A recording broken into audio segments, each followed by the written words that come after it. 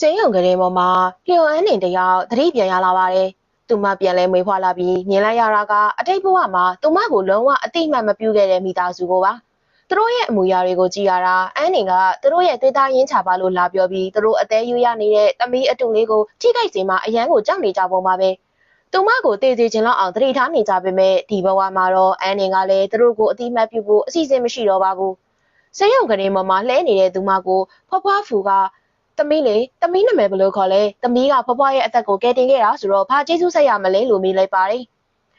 ်အန်နင်ကအတိတ်ဘဝတုန်းကလိုပဲအရှိန်လုံးပြီးတော့ပြေးလာတဲ့ကားရှိကနေချမ်းသာတဲ့အဖွားအိုကိုတွန်းဖယ်ပြီးတော့ကယ်တင်ခဲ့တာပါဒီအချိန်မှာအန်နင်ကအတိတ်ဘဝတုန်းကအဖြစ်အပျက်တစ်ခုကိုသတိပြန်ရသွားပါတယ်အတိတ်တုန်းကသူမကမိဘရင်းတွေကိုသမီးကမမေတို့ရဲ့သမီးရင်းပါလို့ဖွင့်ပြောခဲ့ပေမဲ့မိသားစုတွေကတော့နင်ကဘလို့တော့ရုံမာရတာလဲနမိတ်မရှိတဲ့ကောင်မနင့်လိုစိတ်ပုတ်တဲ့ညီမကိုငါတို့ဘယ်တော့မှအတိမမပြုနိုင်ဘူးလို့ရရဆက်ဆက်တုံ့ပြန်ခဲ့ကြတာပါ။သမီးလေးပြောပါဦးဘာများလို့ချင်လို့လဲဆိုတော့ဖွားဖူရဲ့အတန်းကြောင့်အန်းနဲ့သတိပြန်ဝင်လာပါတယ်။အဲ့ဒီအချိန်မှာကိုဖခင်ကဖူတခင်မကြီးလည်းဒဏ်ရာရထားတာဆိုတော့အခုလိုအငြင်းစလိုထပ်လာဖို့မလိုပါဘူးလို့ပြောလိုက်တယ်လို့ကူမီခင်ကလည်းဒီလိုအချိန်မျိုးမှာခရီးမော်ကမစင်တာအကောင်းဆုံးပါပဲလို့ဝင်ပြောပါတယ်။တကယ်တော့သူတို့လာလဲတာကအန်းနင်းကိုတားဆီးဖို့ဟန်ဆောင်နေကြတာဖြစ်ပြီးသူတို့ရဲ့ရည်ရွယ်ချက်အစစ်အမှန်ကတော့အန်းနင်းဘာလို့မလဲဆိုတာကိုအကဲခတ်ခြင်းရုံတသက်ပါတလောက်ဒီနက်ဆိုင်နဲ့မုံတိမှုတွေကြောင့်သူတို့လည်းပြန်လဲမွေးဖွားလာတယ်ဆိုတာအန်းနင်းပို့ပြီးတော့တေချာသွားပါတယ်ဖွားဖွားကကူမီသားစုစီကခွင့်ပြုချက်တောင်းပြီးမှလာရမှာလားလို့ခက်မမတုံပြန်လိုက်ပြီးတဲ့နောက်အန်းနင်းဘက်ကိုလှည့်ကသူတို့ကိုခရုဆိုင်မနေနဲ့သမီးနာမည်ကိုအရင်ပြောပြပါအောင်လို့နူးညံ့စွာနဲ့မေးလိုက်ပါတယ်အန်းနင်းကလျှို့အန်းနင်းမလို့ဖြေလိုက်တော့ဖွားဖွားကအန်းနင်းနာမည်လေးကလှလှပပလေးပဲလို့ချီကျူးလိုက်ပြီးသမီးမှာဒီလောက်တောင်ဒဏ်ရာတွေပြင်းပြင်းထန်ထန်ရသွားတာဘာများတောင်းဆိုချင်တယ်လဲဖွားဖွားကိုသာပြောပါသမီးရဲ့မိသားစုတွေရောက်လာရင်လဲဖွားဖွားတိုင်ပင်ဆွေးနွေးပေးပါမယ်လို့ဂရုတစိုက်နေပြောပါတယ်ဖခင်အရင်ဖြစ်တဲ့ကိုဖခင်ကတော့လျှို့အန်းနေအသက်ငယ်ခဲ့တဲ့ကျေးဇူးကိုခွင့်ကောင်းယူပြီးတော့အလွန်အကျွံနေတောင်းဆိုဖို့မကြိုးစားနဲ့နော်လို့ဝင်ပြောလိုက်တာကြောင့်ဖွားဖွားကဒေါသတကြီးနဲ့ဒါဘာချိုးချိုးတာလဲသူကငါအသက်ကိုတကယ်ကယ်တင်ခဲ့တာလीလို့အော်လိုက်ပါတယ်ဒါပေမဲ့ကူးမိခင်ကတော့တခင်မကြီးသူ့ရဲ့တနာစရာပုံစံလေးကိုကြည့်ပြီးအလင်ခံမနေပါနဲ့အောက်ခြေသိမ်းကောင်မလေးတယောက်ကအထက်ကိုတန်လှမ်းနိုင်မှုဘာမဆိုလုပ်မှာပဲလေလို့ဝင်ပြောပါတယ်။ကူဖခင်ကလည်းနေထိုင်ရာကတာမန်ခေါင်းထိသွားရုံလောက်ပဲတကယ်လို့နေရဲ့တောင်းဆိုမှုတွေကအရန်ကိုလွန်ကဲနေရင်အကျိုးဆက်ကိုနင်ခံနိုင်မှာမဟုတ်ဘူးလို့ချိန်ချောက်ပါတယ်။အကိုအရင်ကလည်းလူတယောက်ကိုကယ်လိုက်ရုံနဲ့အကြက်ကင်လို့ရမယ်မထင်နဲ့လို့စီနီနာနဲ့တတိပေးလိုက်မယ်။ကိုနေရာကိုတီတာအကောင်းဆုံးပဲလို့ချိန်ချောက်ပါတယ်။ဒီစကားတွေကိုကြတော့အန်နင်ကဒီလူတွေကသူမရဲ့သွေးသားရင်းချာတွေဖြစ်ပေမဲ့ဘာမှတော့မပြောရသေးခင်မှာပဲသူမကိုအောက်တန်းကျတဲ့ငွေညစ်သူတယောက်လိုဆက်ဆံနေကြတာလားသူတို့ရဲ့အသေးရွရသမီးလေးနေရာကိုလူယူသွားမှအရန်ကြောက်နေကြတာပဲလို့တွေးပြီးအတိတ်ဘဝကလေးကတိတ်ဆုံးသွားခဲ့ပြီလို့ထင်ထားခဲ့တဲ့နှလုံးသားကအခုဘဝမှာလည်းဒီလိုအရှက်မရှိတဲ့ချင်းချောက်စကားတွေကြောင့်နာကျင်ရပြန်ပါတယ်ဒါလောက်တီတီတတမျက်နှာလိုက်မှုကြီးအတွက်အန်နေဝမ်းနဲ့ပတ်လက်ဖြစ်ရပါတယ်ဒီအချိန်မှာပဲအခန်းထဲကိုဝင်လာတဲ့ဒူဥက္ကဋ္ဌဖူရန်လီကတည်ငြိမ်တဲ့အတန်နဲ့မိန်းကလေးတယောက်ကိုဘာတွေချင်းချောက်နေတာလဲလို့ပြောပြီးအန်နေစီကိုသွားကနိုးလာပြီလားဘလို့နေသေးလဲလို့မေးလိုက်ပါတယ်အန်နေကအဆင်ပြေပါတယ်ခေါင်းနဲ့မူးနေရုံပါလို့ပြောတော့ဖူရန်လီကကူဟုတ်တကထခမည်းကိုဘာလို့နေရလဲဖွားဖွားကကျေးဇူးဆက်ချင်တာကိုတားဆီးနေတာလားလို့လှည့်မိလိုက်ပါတယ်ကူဟုတ်တကထကလည်းချက်ချင်းပဲတခင်မကြီးအလိန်ခံရမှာဆိုလို့အလောကြီးနဲ့စကားမှားသွားတာပါတကယ်တောင်းပန်ပါတယ်လို့အသေးအတန်တောင်းပန်တာပေါ့ဖူရန်လီကတော့ဒီကောင်မလေးကြီးရတာကသဘောကောင်းမဲ့ပုံပါပဲကူဥက္ကဋ္ဌရဲ့အခုနကအကာအကွယ်ပြောဆိုမှုတွေကလူပုဂ္ဂိုလ်တယောက်ကိုအထင်လွဲသွားစေနိုင်တယ်လို့ပြောလိုက်တော့ကူဥက္ကဋ္ဌကဟုတ်ကဲ့ဒုဥက္ကဋ္ဌပြောတာမှန်ပါတယ်ကျွန်တော်မှားသွားတာပါလို့ပြပြသလဲနဲ့ပြန်ပြောပါတယ်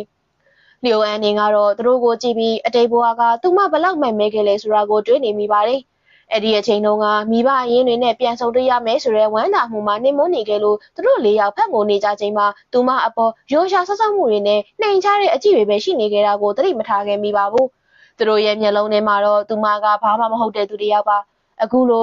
ဒီလိုမျိုးရိုးစရာကောင်းတဲ့မိသားစုမြတ်တာဆိုတာကိုအန်းနေလုံးဝမလိုချင်တော့ပါဘူးဖွားဖူကအန်းနေကိုကျဉ်းနာနဲ့ကြည့်ပြီးအန်းနေသမီးလေးဘာလို့ချင်လဲအိမ်လားကားလားဓမ္မမဟုတ်နိုင်ငံသားမှာကြောင်းသွားတတ်မလားလိုချင်တာသာပြောပါအားနာမနေနဲ့နော်ဖွားဖွားမှာတခြားရည်ချင်းနေမရှိပေမဲ့ငွေလေးနည်းနည်းပပတော့စုဆောင်းထားတာရှိပါတယ်လို့နေထွေးစွာနဲ့ပြောလိုက်ပါတယ်အန်နေကတော့တည်ငြိမ်စွာနဲ့ဖူတခင်မကြီးသမီးကမိဘမဲ့ကြီးဟာမှာကြီးပြင်းလာခဲ့ရတဲ့မိဘမဲ့တယောက်ပါသမီးမှာမိသားစုလည်းမရှိဘူးနောက်ခံလည်းမရှိပါဘူးတက္ကသိုလ်တက်ဖို့တောင်ကျောင်းသားကကိုချီးငွေနဲ့တက်ခဲ့ရတာပါ သမီးက fashion design နဲ့မြပြပညာကိုသင်ယူခဲ့ပါတယ်။သမီးရဲ့အကြီးမားဆုံးအိမ်မက်က Fogaro ရဲ့ဒီဇိုင်းဌာနမှာအလုပ်ဝင်ဖို့ပါ။တကယ်လို့သခင်မကြီးအနေနဲ့ကျေးဇူးဆက်ချင်နေဆိုရင်သမီးကိုအလုပ်တင်အဖြစ်ဝင်ရောက်ရှင်ပြိုင်ခွင့်လေးပေးနိုင်မလားရှင်လို့တောင်းဆိုလိုက်ပါတယ်။ဒါကိုကြတော့ကိုမိသားစုကသူမအနေနဲ့ပူတခင်မကြီးကိုအပူကပ်ပြီးမိဘရင်တွေကိုရှာခိုင်းမယ်လို့ထင်တာပဲမဲ့တကယ်တမ်းမှာတော့အလုပ်တင်အဖြစ်ဝင်ခွင့်လေးတစ်ခုတောင်းဆိုလိုက်တာကိုကြည့်ပြီးတော့အံ့ဩတော့ကြပါတယ်။ဖွားဖွားဖူကတော့ဒီအဖွားကိုရဲ့အသက်ကိုကယ်ခဲ့တာတော့မှဒီလိုတောင်းဆိုမှုမျိုးပဲလုပ်တာလားအလုပ်တင်လုပ်ချင်တာလားရတယ်လာမဲ့တနင်္လာနေ့မှာပဲချက်ချင်းအလုပ်လာဆင်းလိုက်တော့သမီးကိုခံအပ်ဖို့အတွက်အားရန်ကိုယ်တိုင်စကိုင်းတယ်ပေးလိုက်မယ်ဒီဇိုင်းဌာနမှာလူလိုနေတာပဲသမီးလက်ထောက်ဖြစ်ကနေစလုပ်နိုင်ပါတယ်အချိန်ပြည့်ဝန်ထမ်းဖြစ်လာနိုင်မလားဆိုတာကတော့သမီးရဲ့ကိုယ်ပိုင်ရည်ချင်းပေါ်မှာပဲမူတည်တယ်ဒါပေမဲ့ဖိုဂရိုအနေနဲ့ငါရဲ့အသက်သခင်ကျေးဇူးရှင်ကိုဘယ်တော့မှစိတ်ပြအောင်လုပ်မှာမဟုတ်ဘူးလို့ပြတ်သားစွာပြောလိုက်ပါတယ်အဲဒီနောက်ဖွားဖွားကဆက်ပြီးဒီနေ့ကစပြီးသမီးရဲ့နေစရာသွားရေးလာရေးနဲ့စားဝတ်နေရေးကိစ္စအားလုံးဖွားဖွားတာဝန်ယူမယ်လို့ပြောလိုက်တော့အန်နင်ကအိုးဖူသခင်မကြီးဒါကအရန်ကိုများလုံးပါတယ်သမီးလက်မခံနိုင်ပါဘူးလို့ရင်ကျေးစွာနဲ့ညှင်းဆန်လိုက်ပါတယ်ဒါကိုဖွားဖွားကငါ့ကိုဖူသခင်မကြီးလို့မခေါ်ပါနဲ့ဖွားဖွားလို့ပဲခေါ်ပါသမီးသဘောတူမယ်ဆိုရင်ဒီနေ့ကစပြီးငါ့ကိုသမီးရဲ့အဖွားရင်တယောက်လိုပဲသဘောထားပါလို့ပြောလိုက်ပါတယ်ဒီစကားကြောင့်အန်နင်ရဲ့စိတ်ထဲမှာလှုပ်ခတ်သွားပြီးကို့အဖွားရင်တယောက်လိုပဲသဘောထားပါဆိုတဲ့စကားလုံးကကျမရဲ့နှလုံးသားကိုမမြင်ရတဲ့အတချောင်းနဲ့ညင်သာစွာထိုးဆိုင်လိုက်တယ်လို့ပဲခံစားရတယ်အတိတ်ဘဝတုန်းကကျမဟာကိုမိသားစုစီမှာမေမေလို့ခေါ်နိုင်ဖို့အတွက်တိမ်ငယ်စွာနဲ့အသေးအတန်စူးစမ်းခဲ့ပြီးပေမဲ့ဘသူကမှနားမထောင်ချင်ခဲ့တယ်လို့ဘသူကမှကျမကိုတစ်ချက်လေးတောင်လှည့်မကြည့်ချင်ကြဘူးဒါကတကယ်ကိုကံကြမ္မာရဲ့လှောင်ပြောင်မှုပါလားဒီဘဝမှာတော့မိသားစုဆိုတဲ့ຢာကိုကျမလုံးဝစိတ်နာသွားခဲ့ပြီးဖြစ်ပေမဲ့တချို့လူတွေကတော့ကျမရဲ့မိသားစုဖြစ်ဖို့ဆန္ဒပြင်းပြနေကြတယ်ကိုမိသားစုကတော့ကျမကိုဈေးကြိုက်နေတယ်လို့ထင်ကောင်းထင်နေလိမ့်မယ်တကယ်တမ်းကျမကဒီမိသားစုကိုရွှေရှာဆက်စုပ်နေတာတတ်ပါပဲဒီမိသားစုကအမိုက်တွေမလို့ကျမလုံးဝမလို့ကျင်တော့ပါဘူးလို့တွေးလိုက်ပါတယ်အဲ့ဒီအချိန်မှာဖွားဖွားဖူကအန်းနေလေးဖွားဖွားဒီထက်ပိုပြီးတော့ဒဏ်ရာကိုတက်တာအောင်မနေနိုင်တော့ဘူးဖွားဖွားပြန်တော့မယ်လို့နှုတ်ဆက်လိုက်ပါတယ်သူတို့ထွက်ကွာကနေမှတော့ဖူရန်လီကကူဥက္ကဋ္ဌဘက်ကိုလှည့်ပြီးကူဥက္ကဋ္ဌအခုလိုမျိုးနောက်တစ်ချိန်ထပ်မဖြစ်စေရဘူးနော်လို့ချင်းချောက်ပြီးတတိပေးလိုက်ပါတယ်တလာခံကြပြီးနောက်မှာတော့ဖူဂရိုရဲ့နှစ်ပတ်လည်ညစာစားပွဲကြီးကိုခမ်းနားစွာကျင်းပနေပါတယ်ပွဲတွေကဧည့်သည်မျိုးသမီးတွေကအချင်းချင်းတီးတိုးပြောနေကြပါတယ်ရှင်တို့ကြားပေးကြပြီလားဖူသခင်မကြီးကမိဘမဲ့ကေဟာကမိဘမဲ့ကောင်မလေးကိုဒီဇိုင်းဌာနမှာအလုပ်ဝင်ဖို့ကိုယ်တိုင်စီစဉ်ပေးခဲ့တဲ့တခင်မကြီးကတကယ်အိုမင်းပြီးတော့ညံနေချုပ်ရင်နေပြီထင်တယ်မိဘမဲ့ကေဟာကမိဘမဲ့လေးကိုဒီဇိုင်းဌာနမှာအလုပ်ဝင်ဖို့ကိုယ်တိုင်စီစဉ်ပေးတယ်ဆိုပဲဒုဥက္ကဋ္ဌကိုယ်တိုင်နောက်သူ့ကိုအလုပ်ခန့်အပ်တဲ့ကိစ္စတွေဥဆောင်လုပ်ပေးခဲ့ရတယ်လို့ကြားတယ်သူကဘာအဆက်အသွယ်မှမရှိရတော့သူမလေးလေကြည်ရတာဝတ်စုံကောင်းလေးတစ်စုံဝတ်နိုင်ဖို့အတွက်တောင်တော်တော်လေးရုန်းကန်ရမယ်ပုံပဲခဏနေရင်သူဘလောက်တောင်ရှက်ကွဲမလဲဆိုတာဘယ်သူသိနိုင်မှာလဲလို့ဝမ်းဝမ်းလောင်နေကြတာပါအဲ့ဒီအချိန်မှာပဲပွဲတက်ခမ်းမကြီးရဲ့တကားပွင့်လာပြီးလျှို့အန်းနေဝင်လာခဲ့ပါတယ်သူမရဲ့လှပလုံးနဲ့ကြက်တရေရှိမှုကြောင့်ခမ်းမတစ်ခုလုံးကလူတွေအားလုံးငေးမောသွားကြပြီးတခန်းလုံးတိတ်ဆိတ်သွားကဖះရေသူ့လိုလှတာတွေမကဘူးသူ့မျက်နှာကိုကြည့်ပါဦးကူးသခင်မရဲ့ငငယ်တုန်းကရုံနဲ့ဘလို့လို့အတိအကျသွားသူနေရတာလဲလို့အံ့ဩတိကြီးနဲ့ရေရွတ်လိုက်ပါတယ်ဒီစကားတွေကြောင့်ကူဥက္ကဋ္ဌနဲ့ကူသခင်မလင်းဝဲချင်းတို့ကတော့ထိတ်လန့်တုန်လှုပ်သွားကြတာပေါ့သမီးတူလေးကိုဝင်းလာဆိုရင်လေစိုးရင်ပူပန်းနဲ့မျက်နှာနဲ့ပါအဲနေကတော့သူတို့တွေဘလို့ပဲလေတယောက်ယောက်ကသာစုံစမ်းလိုက်ရင်တော့သူတို့ရဲ့နောက်ခံတွေကုန်ပေါ်သွားမှာပဲအတိတ်ဘဝတုန်းကတော့ကိုမိသားစုစီကဆွေမျိုးတော်ဆက်ဖို့အတွက်သခင်မကြီးကိုကျမအကူအညီပေးဖို့အတွက်တောင်းပန်ခဲ့တယ်ဒါပေမဲ့တတလုံးဖိနှိပ်ခင်ရတယ်ဒီဘဝမှာတော့ကျမဘာမှလုပ်မှာမဟုတ်ဘူးအမှန်တရားကိုသူ့လိုပေါ်လာအောင်ပဲထားလိုက်တော့မင်းလို့စိတ်ထဲကနေတွေးလိုက်ပါတယ်စပွဲဝိုင်းမှာထိုင်နေတဲ့ဖွားဖွားဖူကအန်းနင်ကိုတေချာကြည့်ရင်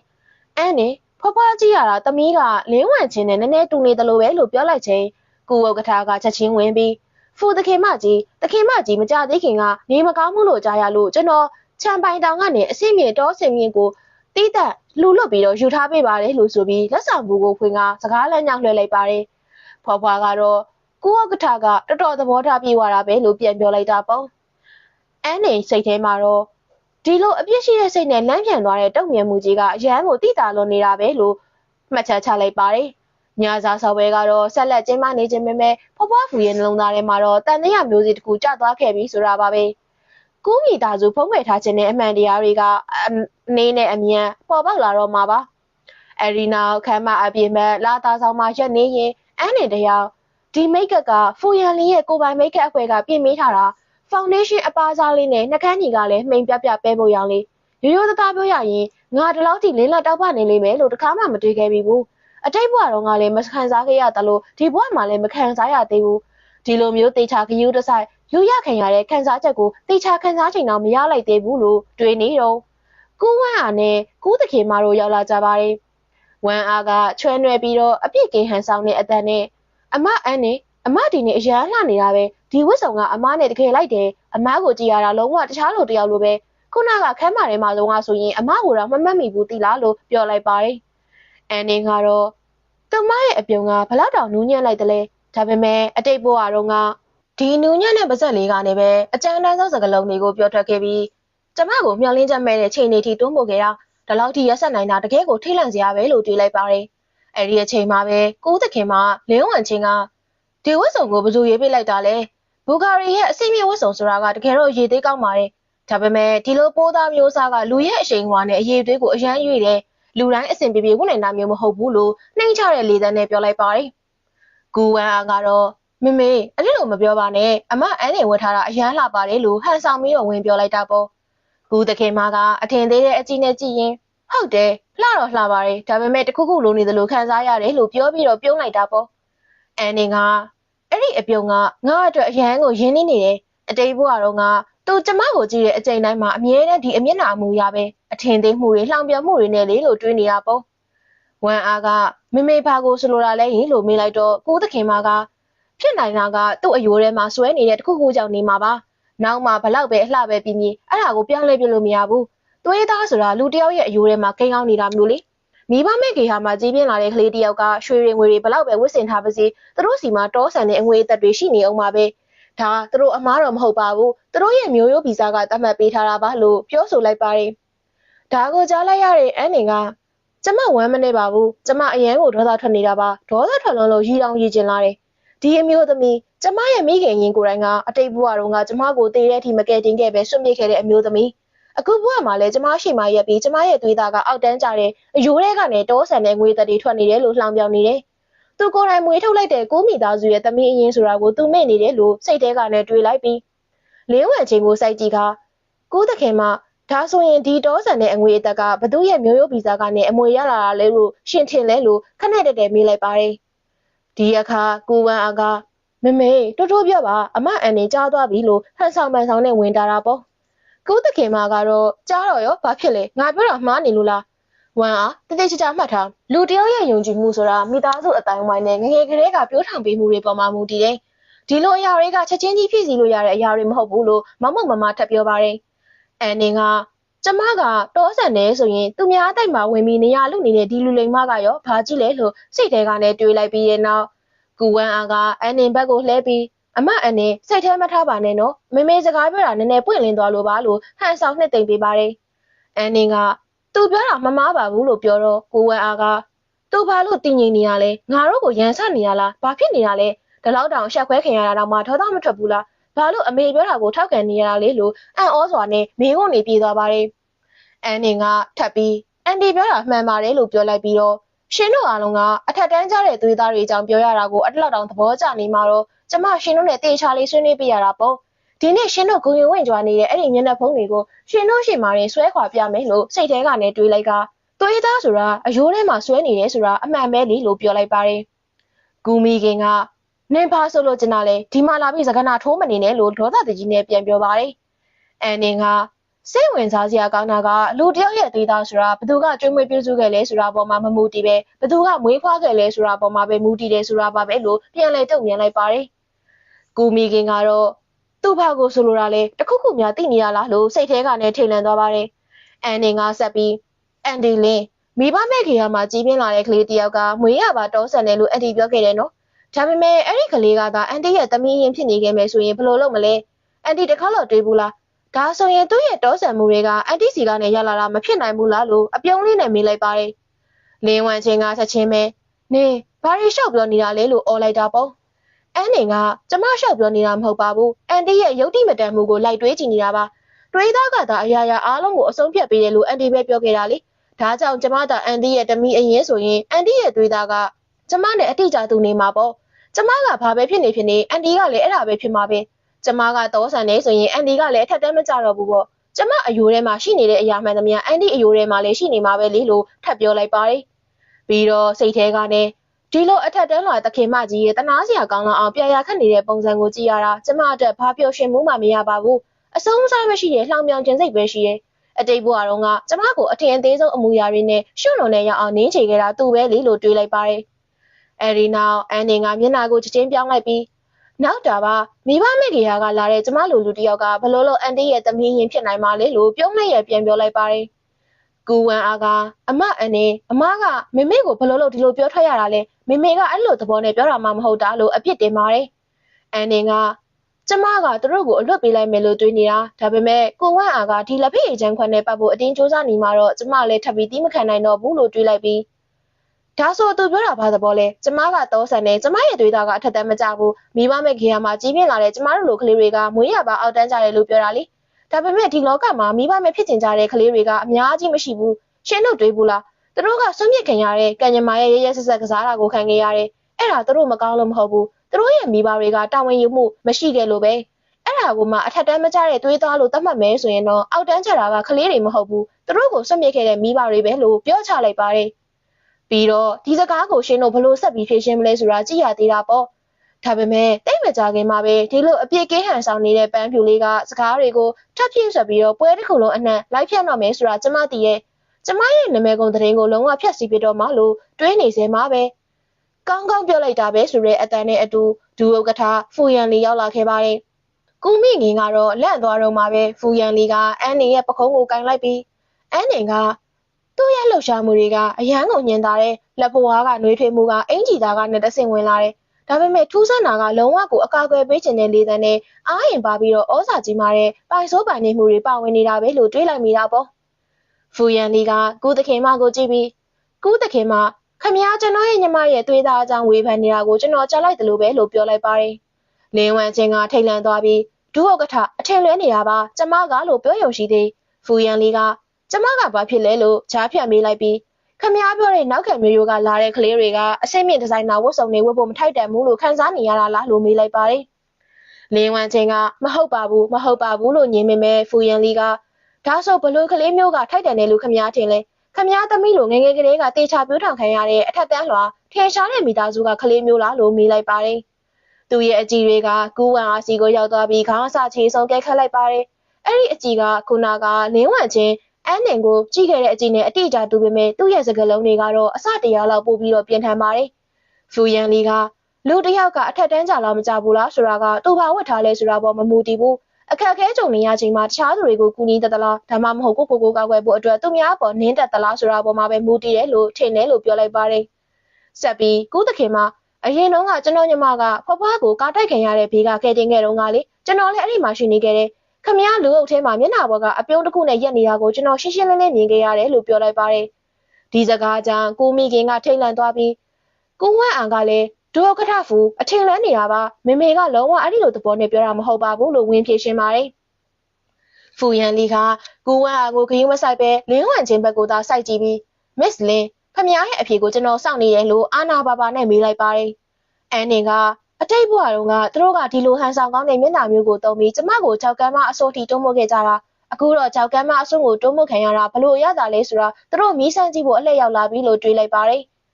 ကိုသခင်မလင်းဝမ်ချင်းကတော့ပြပြတလဲနဲ့ဒုဥက္ကဋ္ဌဖူကျမတကယ်ပဲဒီလိုသဘောမျိုးနဲ့ပြောတာမဟုတ်ပါဘူးရှင်။အန်နင်ကကျမတို့ကိုမိသားစုနဲ့တခုခုပတ်သက်နေတယ်လို့မျိုးခံစားနေရလို့ပါ။ကျမကသူ့နဲ့ဒုဥက္ကဋ္ဌအတွက်စိုးရိမ်လို့ပါလို့အထစ်ထင်ငုံငေါ်စင်ကြေပေးပါတယ်။ဖူရန်လီက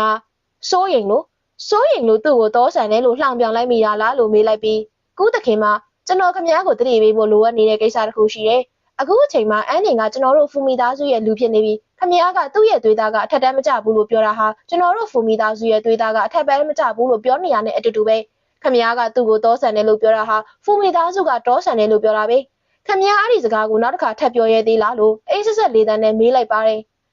ကူဝမ်အန်ကတော့ဒုဥက္ကဋ္ဌဖူတောင်းပန်ပါတယ်မေမေကလုံးဝအဲ့ဒီလိုသဘောနဲ့ပြောတာမဟုတ်ပါဘူးကျေးဇူးပြုပြီးဒေါသမထွက်ပါနဲ့လို့ဝင်တောင်းပန်ပါတယ်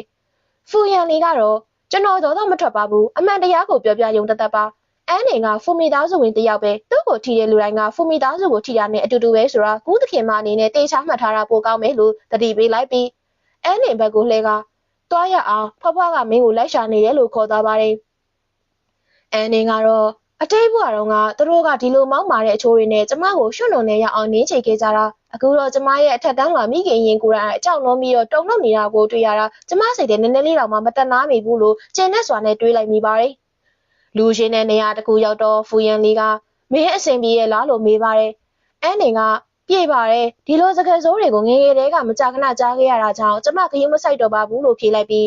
စိတ်ထဲကဒါပေမဲ့ကိုမိသားစုစီကနဲ့အတိတ်ဘဝတုန်းကဒီထက်ပိုပြီးရက်ဆက်တဲ့စော်ကားမှုတွေကိုတောင်ကြားခဲ့ရသေးတာပဲလေလို့တွေးလိုက်ပါတယ်။ဖူယန်လီကတော့သူတို့မင်းကိုပြောတဲ့စကားတွေအကုန်လုံးကိုကြားပါတယ်လို့ပြောလိုက်တော့အန်နင်ကအံ့ဩသွားပြီး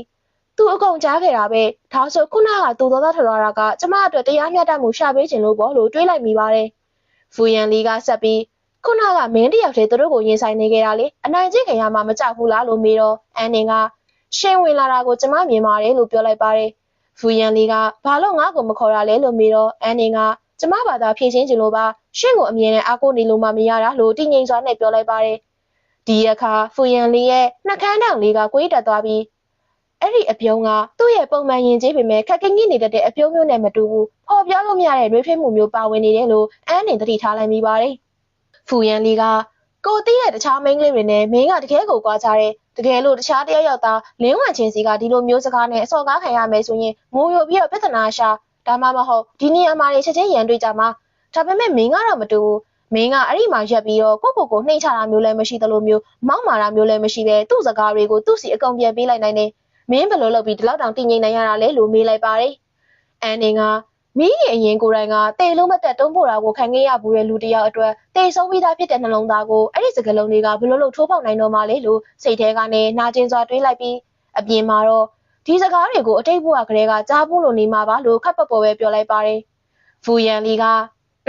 အခုကစပြီးကိုဘသူ့ကိုမှမင်းပေါ်ဒီလိုမျိုးထပ်ပြီးပြောခွင့်မပြုတော့ဘူးလို့လေးနဲ့စွာနဲ့ခတိပေးလိုက်ပါတယ်။အန်နင်ကသူပြောလိုက်တဲ့ပုံစံကဒီညလာတာနေတဲ့အကြောင်းကိုခပ်ပပေါ်ပြောလိုက်တယ်လို့မျိုးပဲဆိုပေမဲ့ဖူယန်လီဆိုတာဘယ်တော့မှစကားကိုပေါ့ပေါ့ဆဆပြောတတ်တဲ့သူမဟုတ်ဘူးဆိုတာကျမသိတယ်လို့တွေးလိုက်မိပါတယ်။ကားပေါ်ရောက်တဲ့အထိအန်နင်ရဲ့ခေါင်းထဲမှာခုနကလာတာဆောင်မှာသူမရှိရက်နေခဲ့တဲ့သူ့ရဲ့ပုံရိပ်တွေသူမရဲ့ပခုံးပေါ်တင်ထားတဲ့သူ့ရဲ့လက်ရဲ့အလေးချိန်တွေကူးမိသားစုကိုအေးဆက်ဆက်သတိပေးခဲ့တဲ့လေတံတွေနဲ့သူမကိုငုံကြည့်လာတဲ့မျက်လုံးတွေကအလင်းရောင်တွေနဲ့ပဲပြည့်နှက်နေပါတယ်။အဲ့ဒီအကြည့်ကညီမလေးတယောက်ကိုကြည့်တဲ့အကြည့်မျိုးလုံးဝမဟုတ်ဘူး။မဖြစ်နိုင်ပါဘူးလေသူကမြို့တော်ရဲ့စီးပွားရေးအင်ပါယာကိုအုပ်စိုးထားတဲ့အသက်အငယ်ဆုံးဖူကရိုရဲ့ဥက္ကဋ္ဌဖူယန်ဒီလေကျမကသူ့အပွားကောက်မွေးထားတဲ့မိဘမဲ့လေးတသက်ပါလျှို့အန်းနေကိုအထေမကြီးစမ်းပါနဲ့လို့ကိုသတိပေးလိုက်ပါတယ်ကားပေါ်ကဆင်းလိုက်ချိန်မှာဖူယန်လီရဲ့လက်ထောက်ကမစ်လျိုဒါကဒုဥက္ကဋ္ဌကတီးတန့်ပေးခိုင်းလိုက်တဲ့ပိုးပွားပါဆိုပြီးတော့လက်ဆောင်အိတ်ကလေးကိုကန်လင်းပေးပါတယ်အန်နင်ကအိတ်လေးကိုဖွင့်ကြည့်ရင်ဒီပိုးပွားလေးကအရန်လာတာပဲလို့ပွဲထဲမှာတော့ကတခြားမျိုးသမီးတယောက်ရဲ့လယ်ဘေးမှာပတ်ထားတဲ့ပိုးပွားလေးကိုသဘောကျလို့သူမခက်ခက်လေးရွရွလိုက်မိတာကိုအသေးချာမှတ်ထားပြီးခဲ့တာပါကျမကခပ်ပပေါ်လေးပြောလိုက်ပြီးခေါင်းလှည့်လိုက်တာနဲ့မေ့သွားခဲ့ပေမဲ့သူကတကယ်ကိုမှတ်ထားပြီးခဲ့တယ်ကျမရဲ့နှလုံးသားတွေအရန်ကိုရင်ခုန်မြန်လာပြီးတချို့အရာတွေကတကယ်ကိုကွာခြားလာတယ်လို့ပဲဒါကျမရဲ့စိတ်ထဲမှာထင်နေတာများလားလို့တွေးလိုက်မိပါတယ်တခြားတစ်ဖက်မှာတော့ဖွားဖွားဖူကရုံးခန်းထဲမှာ DNA စစ်ဆေးချက်အစီရင်ခံစာကိုကိုင်ပြီးညစာစာဝဲမှာတော့ကမိမမဲ့ကောင်မလေးတယောက်ကလင်းဝင်ချင်းနဲ့အဲ့လောက်တောင်သွားသူနေတာအရန်ကိုတိုက်ဆိုင်လို့နေလို့ငါခန်းစားခဲ့ရတယ်အန်းနေကိုငါကျေးဇူးဆက်ချင်ပေမဲ့ကိုမိသားစုကအတဲအတန်ကန့်ကွက်ခဲ့တယ်ကိုမိသားစုသားမေးကလည်းအန်းနေကိုအချိန်ချင်းခတ်တူအောင်လုပ်ခဲ့တယ်အဲ့ဒီလိုအခြေအနေမျိုးကိုဘယ်သူမှဆိုတန်တရားဝင်မိပါပဲလို့တွေးရင်စာရွက်ကိုဖတ်ကြည့်ကတကယ်ကိုမိသားစုပဲသူတို့ရဲ့ကိုယ်ပိုင်တွေးသားအရင်းချကိုတော့လွှတ်ပြစ်ရကြတယ်လို့ဒေါသတကြီးနဲ့ရေရွလိုက်ပြီးရန်လီကိုအမြန်လာတွေးဖို့လှမ်းခေါ်လိုက်လို့ခိုင်းပါတယ်တိတ်မကြခင်မှာပဲဖူရန်လီကအန်းနေစီကိုရောက်လာပါတယ်အန်းနေကအကိုဒီကိုဘာကိစ္စရှိလို့လဲလို့မေးလိုက်တော့ဖူရန်လီကအန်းနေကိုမင်းကိုသိစေချင်တဲ့ကိစ္စတစ်ခုရှိတယ်မင်းရဲ့နောက်ခံသမိုင်းကဝန်အားလောက်ရိုးရှင်းချင်မှရိုးရှင်းလိမ့်မယ်လို့လေးနဲ့စွာနဲ့ပြောလိုက်ပါတယ်အန်းနေကတော့ကျမရဲ့နောက်ခံသမိုင်းအစီရင်ခံစာကဘဝနှစ်ခုစာလောက်နောက်ကျနေခဲ့ပြီလေလို့စိတ်ထဲကလည်းတွေးလိုက်ပါတယ်ဖူရန်လီကတော့စာရွက်စာတမ်းတွေကိုကမ်းပေးရင်လွန်ခဲ့တဲ့အနှစ်20တုန်းကကိုသခင်မကရန်ကြီးစိတ်ုံမှာကလေးမွေးခဲ့တဲ့အဲ့ဒီနေ့မှာပဲကိုမိသားစုရဲ့အိမ်အကူကလည်းသမီးတစ်ယောက်မွေးခဲ့တဲ့အိမ်အကူကသူ့သမီးလေးဘဝကောင်းစားစေခြင်းလို့ကလေးနှစ်ယောက်ကိုလဲပစ်ခဲ့တာမင်းကကိုမိသားစုရဲ့သွေးသားအရင်သမီးရင်းဖြစ်ပြီးတော့ကိုဝန်အားကတော့အိမ်အကူရဲ့သမီးပါလို့အမှန်တရားကိုပြောပြပါတယ်အန်နင်ကတော့ DNA အစီရင်ခံစာကိုဖတ်နေချိန်မှာဖူရန်လီကသူမကိုစောင့်ကြည့်နေပြီးအနည်း20လုံးလုံးမိဘမဲ့လေးအဖြစ်ကြီးပြင်းလာခဲ့ရတာလေ ကိုကတသေးသမီးအစ်စ်ဆိုတာကိုသိလိုက်ရရင်သူ့အရန်ဝမ်းသာသွားပြီးဆွေမျိုးဆက်ချင်သွားလိမ့်မယ်လို့ထင်ခဲ့တာဒါပေမဲ့သူကဘာလို့ဒီလောက်တောင်တည်ငြိမ်နေရတာလဲလို့အံ့ဩစွာတွေးနေမိပါတယ်သူမကကျမမပြန်ဘူးလို့ပြောတော့ဖူရန်လေးကဘာလဲမင်းကတကယ်ပဲမပြန်ချင်တော့ဘူးလားလို့မေးတဲ့အခါအန်နေကမျက်လွှာမောကြည့်လိုက်ပြီးဒူဟုတ်ကထဖူကူးမိသားစုကရောကျမကိုအတိမတ်ပြုတ်ခြင်းပဲလို့ရှင်းထင်နေလို့လားလို့မေးလိုက်ပါတယ်အဲဒီနောက်ကူးမိသားစုရဲ့သဘောထားကိုသူလည်းအသေးချာသိနေမှာပဲလေတတိယတိုင်ဝိုင်းတွေမှာခုံတိတ်ခါနဲ့မျက်နာကသွေးသားထက်အမြဲတမ်းပိုရေးကြည့်တယ်ကူးဥက္ကဋ္ဌကဒီကိစ္စကိုဘလို့သိသွားတယ်လဲမသိပေမဲ့ဒီရက်ပိုင်းအတွင်းမှာဖုံးဖိထားဖို့စ조사နေခဲ့တာမင်းဝမ်ချင်းကလည်းသတင်းတွေမထွက်အောင်လိုက်ပိတ်နေခဲ့တာအကျိုးဆက်အနေနဲ့ကတော့သူတို့ကသမီးရင်းဖြစ်တဲ့ကျမကိုလက်ခံတာထက်သမီးအတူကိုပဲဆက်ပြီးမွေးစားထားခြင်းခဲ့တယ်သူတို့ကမျက်နှာပြရမှာကိုကြောက်ကြတယ်သူတို့အနှစ်20လုံးမွေးစားထားတဲ့သမီးကအင်ကိုကမွေးတဲ့သမီးအတူဆိုပြီးအပြောခံရမှာကိုကြောက်တယ်ကျမမိဘမဲ့ဖြစ်နေတာကိုလူသိရှင်ကြားဖြစ်သွားရင်ကိုမိသားစုကအတိုင်းဝိုင်းထဲမှာမျက်နှာငယ်ရမှာကိုပိုပြီးကြောက်ကြတယ်လို့ခါသီးစွာနဲ့တွေးလိုက်ပြီးကျမရဲ့ခံစားချက်ကိုတော့သူတို့တစ်ခါလေးတောင်ထည့်မစင်စားခဲ့ကြပါဘူးအတိတ်ဘဝတုန်းကနာကျင်မှုတွေနဲ့ကျမလုံလောက်ခဲ့ပါပြီလို့တွေးလိုက်ကကိုမိသားစုစီကျမလုံးဝမပြန့်ချင်တော့ဘူးကျမလျူဝဲနေကဒီဘဝမှာတယောက်တည်းပဲနေသွားတော့မယ်လို့ပြက်ပြက်သားသားပြောလိုက်ပါတယ်ဒါကိုကြတော့ဖူရန်လီကဒါဆိုမင်းငါတို့ဖူမိသားစုတွေဝင်ကျင်လားဖွားဖွားကပြောတယ်မင်းသာသဘောတူမယ်ဆိုရင်သူ့ရဲ့မိမအဖြစ်တရားဝင်မွေးစားမယ်တဲ့နှုတ်ကနေပြောရုံတသက်မဟုတ်ဘူးနော်ဆွေစဉ်မျိုးဆက်မှတ်တမ်းထဲမှာပါတွင်ပြီးတော့အမွေဆက်ခံခွင့်ကိုပါတရားဝင်ပေးမလို့ကန်လှန်ပါတယ်အန်နေကတော့ဒီချမ်းသာတဲ့မိသားစုကကျမကိုတကယ်အစင်ခံတစ်ခုပေးနေတာပဲအတိတ်ဘဝတုန်းကတော့ကိုမိသားစုရဲ့အေးဆက်ဆက်တန်တကားအပြင်မမဒူးထောက်ပြီးသုံးနေတိုင်းဦးချတောင်းပန်ခဲ့ရပူတယ်ဒီဘဝမှာတော့ကျမကဘာမှမတောင်းဆိုခဲ့ပါဘူးအဲ့ဒီအစားတစုံတစ်ယောက်ကကျမကိုတကယ်မိသားစုရဲ့နေရာကိုပေးချင်နေတယ်လို့တွေးလိုက်မိပြီးကျေးဇူးတင်ပါတယ်ဖွားဖွားဒူဥက္ကဋ္ဌကိုလည်းကျေးဇူးတင်ပါတယ်လို့ပြောလိုက်ပါတယ်ဖူရန်လီကလည်းဒူဥက္ကဋ္ဌလို့မခေါ်ပါနဲ့ဖွားဖွားကမင်းကိုငါ့ရဲ့ညမလေးဖြစ်သတ်မှတ်လိုက်ပြီဆိုတော့အကုန်လို့ပဲခေါ်ပါလို့နှွေးထွေးစွာနဲ့ပြောလိုက်ပါတယ်အန်နေကအတိတ်ဘဝတော့ငါခံစားခဲ့ရတဲ့နာကျင်မှုတွေကအချင်းကြီးတော့လုံးဝမဖြစ်ခဲ့ပါဘူးအ ਨੇ ဆုံးတော့ဒီဘဝမှာဘသူ့ကိုတန်ဖိုးထားရမလဲဆိုတာကျမသိလာတယ်သိချင်စိတ်သက်သက်နဲ့အကဲခတ်တဲ့လူတွေအေးစစ်ဆက်နိုင်တဲ့လူတွေနဲ့ဓာတ်ရိုက်ရန်လိုနေတဲ့လူတွေစီကနေဘလို့ရှောင်ခွာရမလဲဆိုတာကိုလည်းသိလာခဲ့ပြီလေလို့ကျင့်နဲ့စွာနဲ့တွေးလိုက်ပါတယ်။ရန်နေငယ်ကြပြီးနောက်မှာတော့ဒီဇိုင်းဌာနကလူတိုင်းဟာအလုပ်ဝင်ဆောင်ရွက်စာတမ်းတွေကြည့်အောင် final format ပြင်ထားနဲ့အလုပ်ရှုပ်နေကြပါတယ်။အန်နေကဒရိုက်တာချန်စီကိုသွားပြီးဒရိုက်တာချန်ကျမလာကအလုပ်တွေပြီးတော့ပြီမလို့တခြားလုံးစရာအလုပ်လေးများရှိအောင်မလားလို့လာမေးတာပါလို့ရိုးသေးစွာပြောလိုက်ပါတယ်။ဒရိုက်တာချန်ကမင်းက fashion design နဲ့အခုမှကျောင်းဆင်းလာတာအရင်ကအလုပ်အတွေ့အကြုံလည်းဘာမှရှိတာမဟုတ်ဘူးဒါကြောင့်မင်းကပြင်းပြီးဘာလုံးမှမလုပ်ပဲနေချင်တာမလားဒီမှာဒါတွေကပြီးခဲ့တဲ့နှစ်ကတင်ထားတဲ့ပုံစဲဖိုင်ဟောင်းတွေအစင်လိုက်ပြန်ပြီးတော့စီဒီနေ့ရုံးစိတင်မတိုင်ရင်ငါစီကိုလာပို့လို့ဖိုင်တစ်ထက်ကြီးကိုပေးကမာထန်စွာခိုင်းလိုက်ပါတယ်အန်နေကဒါကအနည်းဆုံးတစ်ပတ်စာလောက်လုပ်ရမယ်အလုပ်ပမာဏပဲလို့ပြောပေမဲ့ဒရိုက်တာချန်ကတော့အလုပ်မပြီးမချင်းရုံးကမစင်းနဲ့လို့အမိန့်ပေးလိုက်ပါတယ်အန်နေကရုတ်တရက်ကြီးလေထီးနဲ့ဆင်းလာသလိုအလုံးဝင်လာရတာမလို့ကုမ္ပဏီကလူတွေရဲ့စံရေးတွေမှာကျမကအဖက်ချင်းခံနေရတယ်လို့စိတ်ပြက်စွာနဲ့တွေးလိုက်မိပါတယ်။ဝန်ထမ်းနားနေကန်နဲ့ဝင်သွားတော့ရုံးကဝန်ထမ်းတွေကဒီကောင်မလေးအစ်စ်ကဖူတခင်မကြီးကိုယ်တိုင်စီစဉ်ပေးလိုက်တဲ့ဆွေမျိုးဆိုရုပ်ကလည်းတိတ်ကြည့်ကောင်းတာမဟုတ်ဘဲနဲ့ဘလို့လို့ရွေးခင်ရတာလည်းမသိဘူး။ကြားလာတော့သူကမိဘမဲ့ကြီးရမှာကြီးလာတဲ့မိဘမဲ့ပဲဆိုအဲ့ဒါကြောင့်သူ့ပုံစံကတောဆန်နေတာလို့ကဲ့ရင်နေကြပါတယ်။အိမ်သားထဲမှာလည်းဝန်ထမ်းတွေကဒရိုက်တာချန်တူကိုပေးထားတဲ့လုပ်တွေကိုတွေ့လိုက်လားပြီးခဲ့တဲ့နှစ်ကဖိုင်ဟောင်းနေဆိုတာ3ရက်နေတော့ပြီးအောင်စီလို့ရမှာမဟုတ်ဘူးဒရိုက်တာချန်ကဒီနေ့ရုံးစည်းချိန်အမီတောင်းနေတာသူကအပြင်လိုပဲဒီလိုခံရတာတန်ပါတယ်ငါတို့တွေကအင်တာဗျူးအစစ်စစ်ကိုဖျက်တော်ပြီးမှဝင်လာရတာသူကတော့စကားတစ်ခုနဲ့ဝင်လာတာလေကြားလာတော့သူကသခင်မကြီးရဲ့အသက်ကိုကယ်လို့တဲ့အဲ့ဒါများငွေနဲ့ပပပေးပြီးရှင်းလိုက်ရင်ရနေတာကိုငါတို့ဒီဇိုင်းဌာနတွေကိုအတင်းထည့်ပေးလိုက်တာလေဒါငါတို့ဌာနရဲ့အဆင့်အတန်းကိုချပစ်လိုက်တာမဟုတ်ဘူးလားမိဘမဲ့ကေဟာကလာတဲ့လူကဘာအသက်မွေးဝမ်းကြောင်းရည်ချင်းများရှိနေမှာမလို့လေလို့လှောင်ပြောင်နေကြပါတယ်ဒီစကားတွေကိုကြားလိုက်ရတဲ့အန်နေကအဲ့ဒီစကားလုံးသုံးခုအတိတ်ဘဝတုန်းကကိုမိသားစုကကျမကိုထိုးဆိုင်ခဲ့တဲ့ထားပဲဒီဘဝမှာတော့ဒီလူတွေကကျမရဲ့ဂုဏ်သိက္ခာကိုနင်းချေဖို့အဲ့ဒီစကားလုံးတွေကိုပဲနင်းကုန်တစ်ခုလို့သုံးနေကြပြန်ပြီဘသူကိုမှကျမထပ်ပြီးအထင်သေးခွင့်မပေးနိုင်တော့ဘူးလို့တွေးလိုက်ပြီးအတင်းပြောနေတဲ့သူတို့ရှိကိုတဲ့တဲ့လျှောက်သွားလိုက်ပါတယ်ပြီးတော့မင်္ဂလာပါရှင်တို့ပြောတာတွေကျမကြားလိုက်တယ်တမင်ခိုးနှားဌာနတော့မဟုတ်ပါဘူးရှင်တို့အတန်တွေကအရန်ကျယ်လုံးနေလို့ပါဒါပေမဲ့ရှင်တို့ပြောတာမှန်ပါတယ်ကျမကတရားဝင်အင်တာဗျူးစစ်စင်ကိုမဖြတ်တန်းခဲ့ရတဲ့အပြင်လူတစ်ယောက်ပါရှင်တို့အတွက်မတရားဘူးလို့ထင်ရနိုင်တယ်ဒါပေမဲ့ပထမအချက်အနေနဲ့ကျမရဲ့အလုပ်ကြိုးစားမှုအရေးချင်းကိုရှင်တို့ဝေဖန်ပိုင်းခွင့်မရှိဘူးကျမရဲ့လုပ်တွေကတသက်ပြပါလိမ့်မယ်ဒုတိယအချက်ကျမကမိဘမဲ့ဂီဟာကလာတာမှန်ပေမဲ့တခြားသူတွေထက်အောက်တန်းကြတယ်လို့မဆိုလိုပါဘူးတတိယအချက်ကျမရဲ့အရေးချင်းတွေကိုတန်တရားရှိရဲဆိုရင်အလုပ်နဲ့ပတ်သက်ပြီးအချိန်မီရေးစိန်ခေါ်နိုင်ပါတယ် ကွဲရမှာအတင်းပြောနေတာကဘာအကျိုးမှမရှိပါဘူးလို့ပြတ်သားစွာပြောပြီးတော့ထွက်သွားပါတယ်။အတင်းပြောနေတဲ့ဝန်ထမ်းတွေကတော့အဆက်ကွဲသွားပြီးသူကဘလို့တော့မောက်မာရတာလဲလို့ရေရွရင်းနဲ့ကြံရင်ခေရတာပေါ့။နောက်ထပ်နှစ်ပတ်ကြာတဲ့အခါမှာတော့အခြေအနေတွေကပိုပြီးတော့ခက်ခဲလာပါတယ်။ဒရိုက်တာချန်ကသူမကိုပေးတဲ့လုပ်တွေပိုပြီးတော့ဆိုးရွားလာပါတယ်။အဆိုးဆုံးအကြိမ်ကတော့ဒီဇိုင်းဌာနကနေဆွန့်ပစ်ထားခဲ့ပြီးပြီးခဲ့တဲ့3နှစ်စာနမူနာပစ္စည်းတွေအားလုံးကိုပြန်လည်တပ်ပုံရိုက်ပြီးတော့မှတ်တမ်းတင်ခိုင်းတာပါ။ဒရိုက်တာချန်ကသူမကိုစိတ်တက်ကြပြီးတော့အလုပ်ကနေကိုယ်တိုင်ထွက်သွားအောင်လို့အတင်းဖိအားပေးချင်နေတာပါ။ဒါပေမဲ့သူမကတော့တခုံးမှညှဉ်းညူမနေခဲ့ပါဘူး။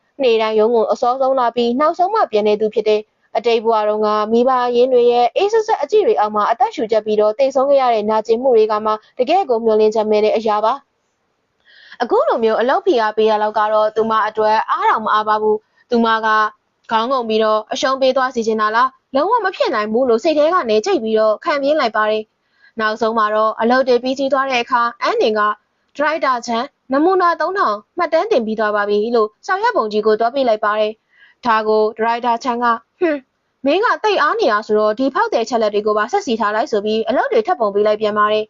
လုံဖော်ကင်ဖက်တွေနဲ့ဆက်ဆံရေးကတော့ပြောစရာတော့မလိုပါဘူးဘသူကမှလည်းအန်နင်ကိုစကားမပြောချင်ကြသလိုအထူးထူးထမင်းစားဖို့လည်းမခေါ်ကြပါဘူးတနေ့တော့သူတို့တွေကဂျပန်စားသောက်ဆိုင်အသစ်တစ်ဆိုင်ဖွင့်နေတယ်အထူးထူးသွားစားရအောင်โอเคတားကြမယ်လေလို့ပြောရင်းနဲ့ထွက်သွားဖို့ပြင်နေပါတယ်တယောက်ကအန်နေရောငါတို့နဲ့တူတူလိုက်စားမလားလို့မေးလိုက်ပေမဲ့နောက်တယောက်က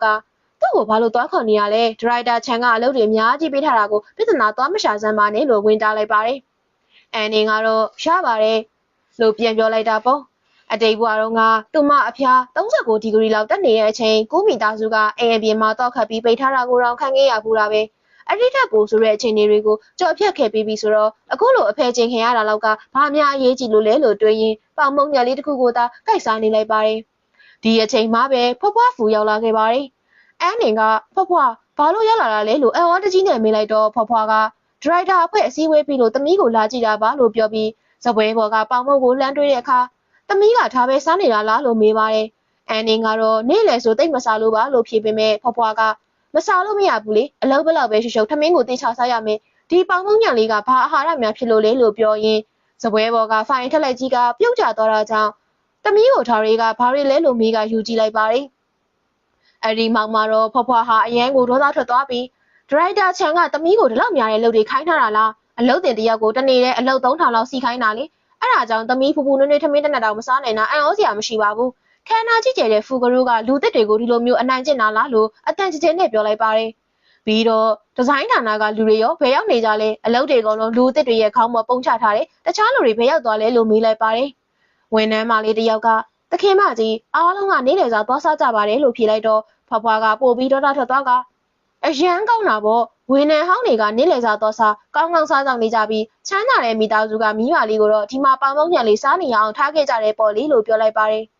အန်နင်ကဖွားဖွားရဲ့ဒေါသမထွက်ပါနဲ့တမီးကပို့ပြီးတင်ယူခြင်းလို့ပါလို့ဖြောင်းပြပေမဲ့ဖွားဖွားကတော့ဘာမှဆက်ပြောမနေနဲ့ဖွားဖွားဒီနေ့ဒီကိစ္စကိုဖြေရှင်းမိမယ်ချမ်းမင်းကိုသွားခေါ်ငါးရှိကို9မိနစ်တွင်ရောက်လာစီရမယ်လို့သားပြောလိုက်လို့အမိတ်ပေးလိုက်ပါတယ်ဝန်ထမ်းတွေပြန်လာတော့မင်းတို့ဘာသွားစားကြလဲလို့ဖွားဖွားကမေးလိုက်ပါတယ်ဝန်ထမ်းတွေကဂျပန်စာပါလို့ဖြေတော့ဖွားဖွားကဒါဆိုသူကရောဘာလို့မသွားတာလဲလို့အန်နင်ကိုကြည့်ပြီးမေးလိုက်ပါတယ်ထိုအချိန်မှာပဲဒရိုက်တာချန်ကပြပြတလဲရောက်လာပြီးတခင်မကြီးဘာလို့ကိုယ်တိုင်ရောက်လာတာလဲလို့မေးလိုက်ပါတယ်ဖွားဖွားကမင်းကဒီဇိုင်းဒါရိုက်တာလားလို့မေးလိုက်တော့ဒါရိုက်တာချန်ကဟုတ်ကဲ့ကျမချန်မင်းမလို့ကြောင်းရွံ့စွာနဲ့ပြန်ဖြေပါတယ်ဖွားဖွားကအန်နင်ကုမ္ပဏီမှာအလုပ်လုပ်နေတာ3ပတ်ရှိပြီးသူ့အလုပ်လုပ်ရကိုင်ရင်ဘယ်လိုနေလဲလို့မေးတော့ချန်မင်းကအန်နင်ကအရန်ကိုစူးစမ်းပြီးအလုပ်လုပ်ပါတယ်လို့ပြန်ဖြေပါတယ်ဒီအခါဖွားဖွားကမင်းကလူအသက်တယောက်ကိုအလုပ်ပမာဏဘယ်လောက်တောင်ပေးထားတာလဲဒီစပွဲပေါ်ကဖိုင်ရွဲအထူကြီးကသူ့ဘေးကလူ3ယောက်ပေါင်းလုပ်ရတဲ့အလုပ်ထထောင်ပိုများနေတယ်လို့ဒေါသတကြီးနဲ့မေးတာပေါ့ချန်မင်းကတော့တခင်မကြီးအထင်လန်းနေတာပါဒါကပုံမှန်အလုပ်ခွဲဝေမှုလေးပါလို့ဆင်ခြင်ပေးပါတယ်ဖွားဖွားကငါကစီးပွားရေးလောကမှာအနှစ်90လောက်ကျင်းနေခဲ့တာဘာကပုံမှန်လဲအဆက်အသွယ်မရှိနောက်ခံမရှိပဲရုတ်တရက်အလုပ်ဝင်လာတဲ့လူသစ်တယောက်ကိုဝန်ထမ်းဟောင်းတွေကဖယ်ကျင်တာအထက်လူကြီးတွေကအနိုင်ကျင့်တာတွေကိုငါမတွေ့ဘူးများမှတ်နေလားငါကမင်းတို့ထက်အများကြီးပုံမြင်ဘူးတယ်လို့ခက်ပြက်ပြက်ပြောလိုက်ပါတယ်အဲ့ဒီအချိန်မှာအန်နင်ကတော့အတိတ်ဘဝတော့ငါကိုမိသားစုမှာဒီလိုပုံမှန်မှာပဲဆိုတဲ့ကိစ္စတွေကိုကျမဘယ်တော့တောင်မျိုးသိခဲ့ရလဲသူတို့ကဒါကိုစီးကန်းနေတင် जा ပေးမှုတွေလို့ခေါ်ကြတယ်ဒါပေမဲ့သွေးသားမတော်စတဲ့ဒီဖွားဖွားကတော့ဒီညက်ပတ်တဲ့အရာတွေအားလုံးကိုတစ်ချက်ကြည့်ုံနဲ့သိမြင်ပြီးကျမအတွက်ရှေ့ကနေရက်တီပေးနေရပဲလို့တွေးလိုက်မိပါတယ်ချန်မင်းက ဒါကတကယ်ကိုတိုက်ဆိုင်တာပါလို့ပြောတော့ဖွားဖွားကသူကကြောထောက်နောက်ခံမရှိဘူးဆိုပြီးမင်းတို့ကသူ့ကိုအနိုင်ကျင့်ကြတာတေချာနားထောင်လျော်အန်းနေကငါရဲ့အသက်သခင်ကျေးဇူးရှင်ပဲလို့ကြေညာလိုက်ပါတယ်အန်နေကတော့ဖွားဖွားကဓာတ်ရိုက်ကြီးပြောချလိုက်တာပဲသူကကျမရဲ့ကြောထောက်နောက်ခံဘာလို့လဲဆိုတာအားလုံးရှိမှထုတ်ပြတော့မှလားလို့တွေးလိုက်တဲ့ချိန်ဖွားဖွားကကဲအခုဘသူကဒါကိုပုံမှန်မှလို့ပြောရသေးလဲကြည်ရသေးတာပေါ့လို့အာနာပပနဲ့ပြောလိုက်ပြီးအန်းနေကိုငါကိုယ်တိုင်စီစဉ်ပေးခဲ့တာသူကငါအသက်ကိုကယ်ခဲ့တာသူဆက်ပြီးအလုံးရမရဆိုတာကမင်းတို့ရဲ့ဖယ်ကျင်မှုတွေပေါ်မှာမမူတည်ဘူးသူ့ရဲ့ရေချင်းပေါ်မှာပဲမူတည်တယ်တကယ်လို့တယောက်ယောက်ကသူ့ကိုအရေးချင်းမမီဘူးလို့ထင်ရင်ဒုဥက္ကဋ္ဌဒါမှမဟုတ်ငါစီကိုဓာတ်ရိုက်လာတိုင်လို့ရတယ်ဒါပေမဲ့ကွက်ရမှာညစ်ပတ်တဲ့လုပ်တွေတော့မလုပ်ကြနဲ့လို့အားလုံးကိုသတိပေးလိုက်ပါတယ်အန်နေကလည်းဖွားဖွားဖူကမတရားတဲ့လုပ်တွေလုပ်တဲ့သူတွေကိုဘယ်တော့မှလက်ခံမှာမဟုတ်ဘူးသူမရဲ့တကွန်ချင်းစီကလူတွေရဲ့ရင်ဘတ်ထဲကိုလေးတဲ့တူကြီးတွေနဲ့ထုချလိုက်တယ်လို့အပြတ်အသက်ထိချစီမှာပဲလို့တွေးလိုက်ပါတယ်အဲ့ဒီနောက်ဖူယန်လီကရောက်လာပြီးဖွားဖွားဘာလို့ဒီဇိုင်းဌာနဘက်ရောက်နေရတာလဲလို့အံ့ဩစွာနဲ့မေးပါတယ်သူကဖွားဖွားဘာမှရှင်းပြနေစရာမလိုပဲပတ်ဝန်းကျင်ကိုတစ်ချက်ဝေ့ကြည့်လိုက်တာနဲ့အရာအားလုံးကိုသဘောပေါက်သွားခဲ့ပါပြီဖွားဖွားကငါလာကြည့်တာနင်းညမကိုကုမ္ပဏီကဝန်ထမ်းတွေဘလို့အနိုင်ကျင့်နေလဲဆိုတာကိုယ်တိုင်လာကြည့်တာပေါ့အာယံမင်းကဘလို့အကိုမျိုးလဲကိုညမလေးတောင်ကောင်းကောင်းမဆောက်ရှောက်နိုင်ဘူးဆိုရင်မင်းဘာလုပ်တတ်တယ်လဲလို့အပြစ်တင်လိုက်ပါတယ်အန်နင်ကတော့ရန်လီကိုကြည့်ပြီးသူ့ရဲ့မျက်ဝန်းတွေထဲမှာစိုးရင်ပူပန်မှုတွေနဲ့အတူဖိနှိပ်ခံထားရတဲ့မကျင်တဲ့ချက်တွေပါရောပါနေရဲဆိုတာကိုတွေ့နေရတယ်ငါဘလောက်ထိမကတရားခံနေရလဲဆိုတာသူသိလိုက်ရပြီလို့တွေးပြီးဖွားဖွားစီကိုသွားကဖွားဖွားရဲ့ဘသူမှကျမကိုအနိုင်မကျင့်ပါဘူးဒီနေ့တော့တိတ်မစားလို့ပါလို့ပြောလိုက်ပါတယ်ဖွားဖွားကသူတို့ဘက်ကနေဘာမှကောက်ွယ်ပေးပြီးတော့လာပြောမနေနဲ့လို့တားလိုက်ပြီးဖူရန်ဘက်ကိုလှည့်ကအဲ့ဒီဒီကိုရောက်တာ3လရှိပြီသူ့ကိုအလုပ်တွေဆင်ပြေရလားဆိုတာမင်းမေးဘူးရဲ့လားအ ਨੇ ဆုံးထမင်းတစ်နက်လောက်ရောလက်ကျွေးဘူးလားမင်းကသူ့ရဲ့အကိုတယောက်ဖြစ်နေပါလေရဲ့နဲ့ဒီလိုမျိုးလားညီမလေးကိုစောင်းရှောက်တာလို့ပြောလိုက်ပါတယ်ဖူရန်လီကတော့အန်နင်ဘက်ကိုလှည့်ပြီးကျွန်တော်အလွန်အကျွံပြစ်ထားမိသလိုဖြစ်သွားတာပဲအန်နင်မတရားခံရတဲ့အတွက်တောင်းပန်ပါတယ်လို့ပြောလိုက်ပါတယ်ဖွားဖွားကတော့မနှက်ပြန်ကြရင်သူ့မကိုခယူးဆိုင်ပေးဖို့လူတယောက်တီးတန့်စီစဉ်ပေးနေလေသာသွားစားတဲ့အခါလဲခေါ်သွားည8နာရီထက်ကြော်ပြီးအလုပ်လုပ်ရပြီဆိုရင်လည်းအိမ်ကိုကိုယ်တိုင်လိုက်ဖို့ပေးလို့တိကျတဲ့အမိန့်လေးပေးလိုက်တာပေါ့မူလာတန်းကျောင်းသားတယောက်လိုမျိုးဖွားဖွားရဲ့စူပူရာကိုခံနေရတာကိုမြင်လိုက်ရတော့အန်နင်ရီချင်းစိတ်ကိုမနှဲထိန်ထားရပါတယ်အဲ့ဒီနောက်ရန်ဖူရန်လီကဆောင်ရွက်တွေကိုကြည့်ပြီးဒီလောက်တွေကုန်လုံးကိုနေ့တယောက်တည်းလုပ်ခဲ့ရတာလားလို့မေးပါတယ်အန်နင်ကဟုတ်ပါတယ်ဒါကဒရိုက်တာချန်တီးတဲ့အခင်းအကျင်းနဲ့ပေးထားတဲ့လုပ်တွေပါလို့ပြောတော့သူကဖတ်ကြည့်ပြီး3ပတ်အတွင်းမှာနေပြီးခဲ့တဲ့9နှစ်စာစွန့်ပစ်ထားတဲ့ပုံဆွဲကားဟောင်းတွေကိုတယောက်တည်းအပိသက်ရှင်းလင်းခဲ့ရပြီးနမူနာပစ္စည်း3000ကျော်ကိုပါမှတ်တမ်းတင်ခဲ့ရတယ်။ဒီဇိုင်းဌာနရဲ့3လပတ်လုပ်ငန်းတာဝန်တွေအကုန်လုံးကအလုပ်အသစ်ဆက်ဆက်လူသစ်လေးတယောက်ရဲ့ပခုံးပေါ်မှာအပြည့်အဝပုံကြပြီးဒီ3ပတ်တာကာလအတွင်းမှာနေရောညပါလှုပ်လှုပ်ခဲ့ရပြီးခံရသမျှခက်ခဲမှန်သမျှကိုတယောက်တည်းအန်တူကြော်ဖြတ်ခဲ့ရတယ်။ဒါကပုံမှန်အလုပ်ခွဲဝေမှုတွေလား။ဒရိုက်တာချန်ဒီဒရိုက်တာရာထူးကိုထိုင်လာခဲ့တာကြာပြီဖြစ်လို့ကုမ္ပဏီရဲ့စည်းကမ်းတွေကိုတော့မေ့သွားပြီလားလို့ဆိုကဒေါသတကြီးနဲ့ရုံငန်းစီကိုရှောက်သွားပါတယ်။ဒါကိုတွေ့တော့အန်နင်ကစိတ်ထဲကဒီလိုမဖြစ်ဘူးတကယ်လို့သူသာခုချင်းဝင်ပြီးတော့ချန်ပီယံကိုလောက်ကနေထုတ်ပစ်လိုက်ရင်ငါအနေနဲ့နောက်တစ်ချိန်မှာအကျိုးမြင့်နဲ့ယာရုတက်လာတဲ့အလုပ်တင်တယောက်ဖြစ်ပဲမြင်ခင်ရတော့မှာပေါ့ဘသူကမှငါရဲ့ကိုယ်ပိုင်ရေးချင်းကိုစစ်မှန်စွာအတိမတ်ပြုတော့မှာမဟုတ်ဘူးလို့တွေးမိသွားပြီးအကိုခဏလေးဆောင်မအောင်လို့လှမ်းတောက်လိုက်ပါတယ်ဖူယန်လေးကချန်ပီယံကဒီလုပ်တွေအားလုံးမင်းတယောက်တည်းကိုခိုင်းခဲ့ရမလား3ဘတ်စာပုံဆွဲကောက်တွေနမူနာ3000နဲ့9နှစ်စာဖောက်တဲ့ချက်လက်တွေကိုမှတ်တမ်းတင်တာတွေကလူအသစ်တယောက်အတွက်တကယ်ကိုကြီးမားတဲ့လုပ်ငန်းတာဝန်ကြီးပဲလို့ဒေါသတကြီးနဲ့ပြောတော့အန်နင်ရဲ့အတွေ့တွေကအတိတ်ဘဝတုန်းကစီရောက်သွားပြီးရပါတယ်ဒီဒုက္ခတွေကိုငါကြော်ဖြတ်နိုင်ပါတယ်လို့အားတင်းခဲ့တာကိုသတိရသွားကအတိတ်ဘဝတုန်းကရှုံနုံထဲမှာနင်းချီခံခဲ့ရပြီးအေးခဲလို့တရားမဲ့ရေရောက်ခဲ့ရင်တော့ငါအရှုံးမပေးခဲ့ဘူးလေဘယ်တော့မှလေပြင်းမုန်တိုင်းကိုမခံနိုင်တဲ့ပန်းဥယျာဉ်တွေကပန်းမင်လေးလိုဖြစ်လာမှာမဟုတ်ဘူးလို့တွေးပြီးဒါကြောင့်ဒီကိစ္စတွေကိုငါဘာသာတလွတ်လက်ကင်တွယ်ခွင့်ပြုပါလို့ပြောလိုက်ပါတယ်ဖူယန်လီကတော့သူမကိုကြည့်ပြီးကောင်းပြီဒီလိုစိတ်တက်ကမှငါဘဘွားနဲ့တပုံစံနဲ့တူတာလို့သဘောကျစွာနဲ့ပြောလိုက်ပါတယ်အန်နင်က3ဘတ်စာပုံဆွဲကောက်တွေနမူနာ3000နဲ့9နှစ်စာချက်လက်တွေချမ်းမင်းနေကငါ့ကိုဒါရင်းနဲ့ထိတ်ကုတ်လို့ရမယ်ထင်နေတာလားလို့တွေးပြီးတော့စပွဲမှာပြင်ထိုင်လိုက်ပါတယ်ဖူယန်လီကလည်းကောင်းပြီလေမင်းရဲ့ဆန္ဒတိုင်းပဲကိုယ့်ဘာသာလုပ်ခွင့်ပေးမယ်ဒါပေမဲ့တခုတော့ရှိရဲ့နေလေစာကိုတော့ဆန်ဒွစ်မစားနဲ့နေ့တိုင်းစားတော့ဆိုင်ကနေထမင်းညိုင်ပို့ပေးခိုင်းမယ်ဘာစားချင်လဲအကုန်မလိုက်ငါစီရင်တွေကနေရှင်းခိုင်းလိုက်မယ်ညင်းမို့လုံးဝမစင်းစားနဲ့လို့ပြောပြီးအနာကိုကကမင်းကအကိုကိုခွင့်ကောင်းယူပြီးတော့အပေါ်တက်ချင်တာမဟုတ်ဘူးလို့ပြောခဲ့ပေမဲ့အကိုနဲ့တူထမင်းနဲ့စားတာကအခွင့်ကောင်းယူတာမဟုတ်တော့ပါဘူးဟုတ်တယ်မလားလို့စလိုက်ပါတယ်အကိုဖြစ်သူရဲ့ဖိအားပေးမှုကိုသူမမငင်းဆန်နိုင်တော့ပါဘူးဖူယန်လီကအလုပ်ကောင်းကောင်းလုပ်လို့ဆိုကသူမရဲ့ခေါင်းလေးကိုညှင်းသားစွာပုတ်ပြီးတော့ထွက်သွားပါတယ်ဒါကိုဝန်ထမ်းတွေအကုန်မြင်သွားပြီးဖယားရေ ဒူဝကထကသူ့ကောင်ကိုလှမ်းပုတ်လိုက်တာလားအောက်မလေးဒူဝကထကဘသူ့ကိုမှဒီလောက်ထိနုနုညံ့ညံ့ဆက်ဆံဘူးလို့လေသူကတကယ်ပဲဒူဝကထရဲ့ညမလေးလားဒါမှမဟုတ်မွေးစားညမလေးလားလို့တွေးတိုးပြောနေကြပါတယ်တယောက်ကမဟုတ်တော့ပါဘူးအတန်တိုးတိုးပြောစမ်းမှာအလွန်ကြုံမတွေးနဲ့သူကညမလေးလို့သဘောထားတာပါလို့ဝင်တာပါတယ်ဒါပေမဲ့အန်နီရဲ့ရင်ဘတ်ထဲမှာတော့နှလုံးခုန်သန်းတွေတဒိမ့်ဒိမ့်နဲ့မြင်နေခဲ့ပါပြီတလအတွင်းမှာဒရိုက်တာချန်ပေးခဲ့တဲ့မဖြစ်နိုင်သလောက်ခက်ခဲတဲ့တာဝန်တွေကိုအန်နေတရအကောင်းဆုံးရင်ဆိုင်ခဲ့ပါတယ်နမူနာ3000ကိုဓာတ်ပုံရိုက်ပြီးမှတ်တမ်းတင်တာအပြင်ဖိုင်ဟောင်းပုံကြီးတွေကိုပါရှင်းလင်းခိုင်းတာဟာသူမကိုအလုပ်ကနေထွက်သွားစေခြင်းနဲ့ရည်ရွယ်ချက်သက်သက်ပါပဲဒါပေမဲ့သူမကအချိန်အစဉ်အလိုက်တိကျစွာစီယုံနေမှာကပဲ electronic စီရင်စရာကိုပါဖန်တီးခဲ့တာကြောင့်ဘယ်ပုံစံကိုမဆို3စက္ကန့်တွင်ရှာတွေ့နိုင်အောင်လို့စီစဉ်ထားခဲ့ပါတယ်အဲ့ဒီနမူနာ3000ရဲ့အသေးစိတ်ချက်လက်တွေကိုသူမရဲ့အုံနောက်ထဲမှာအကုန်အစင်မှတ်သားထားပြီးသားပါဒါဟာကုမ္ပဏီမှာသူမအတွက်ခြေကုပ်ယူနိုင်မဲ့ပထမဆုံးအခြေခံအုတ်မြစ်ပါပဲသူမအချက်လက်တွေကိုတွားပြီးတော့ဒရိုက်တာချန်ကတလအတွင်းနဲ့ဓာရီကုန်ပေးသွားတာလားအလကားနေရင်ကြွားဝါမနေနဲ့လို့ဝေဖန်ပါတယ်ဒါပေမဲ့ဓာရီကဒေတာသွင်းတာတွေမဟုတ်ပါဘူးအဲ့ဒီအချက်လက်တွေရဲ့နောက်ွယ်မှာရှိနေတဲ့ဖောက်တယ်တွေရဲ့အဓိကလိုအပ်ချက်နဲ့ဦးစားပေး trend တွေကိုပါလေ့လာသုံးသပ်ထားတာကသူမရဲ့အဓိကလက်နက်ပါပဲဓာရီကိုတွေ့တော့ဒရိုက်တာချန်ကဒီဒေတာအချက်လက်သုံးသပ်ချက်စီရင်ခံစာကတကယ်ပဲနင်းလောက်ထားတာလားလို့အံ့ဩတကြီးနေမိပါတယ်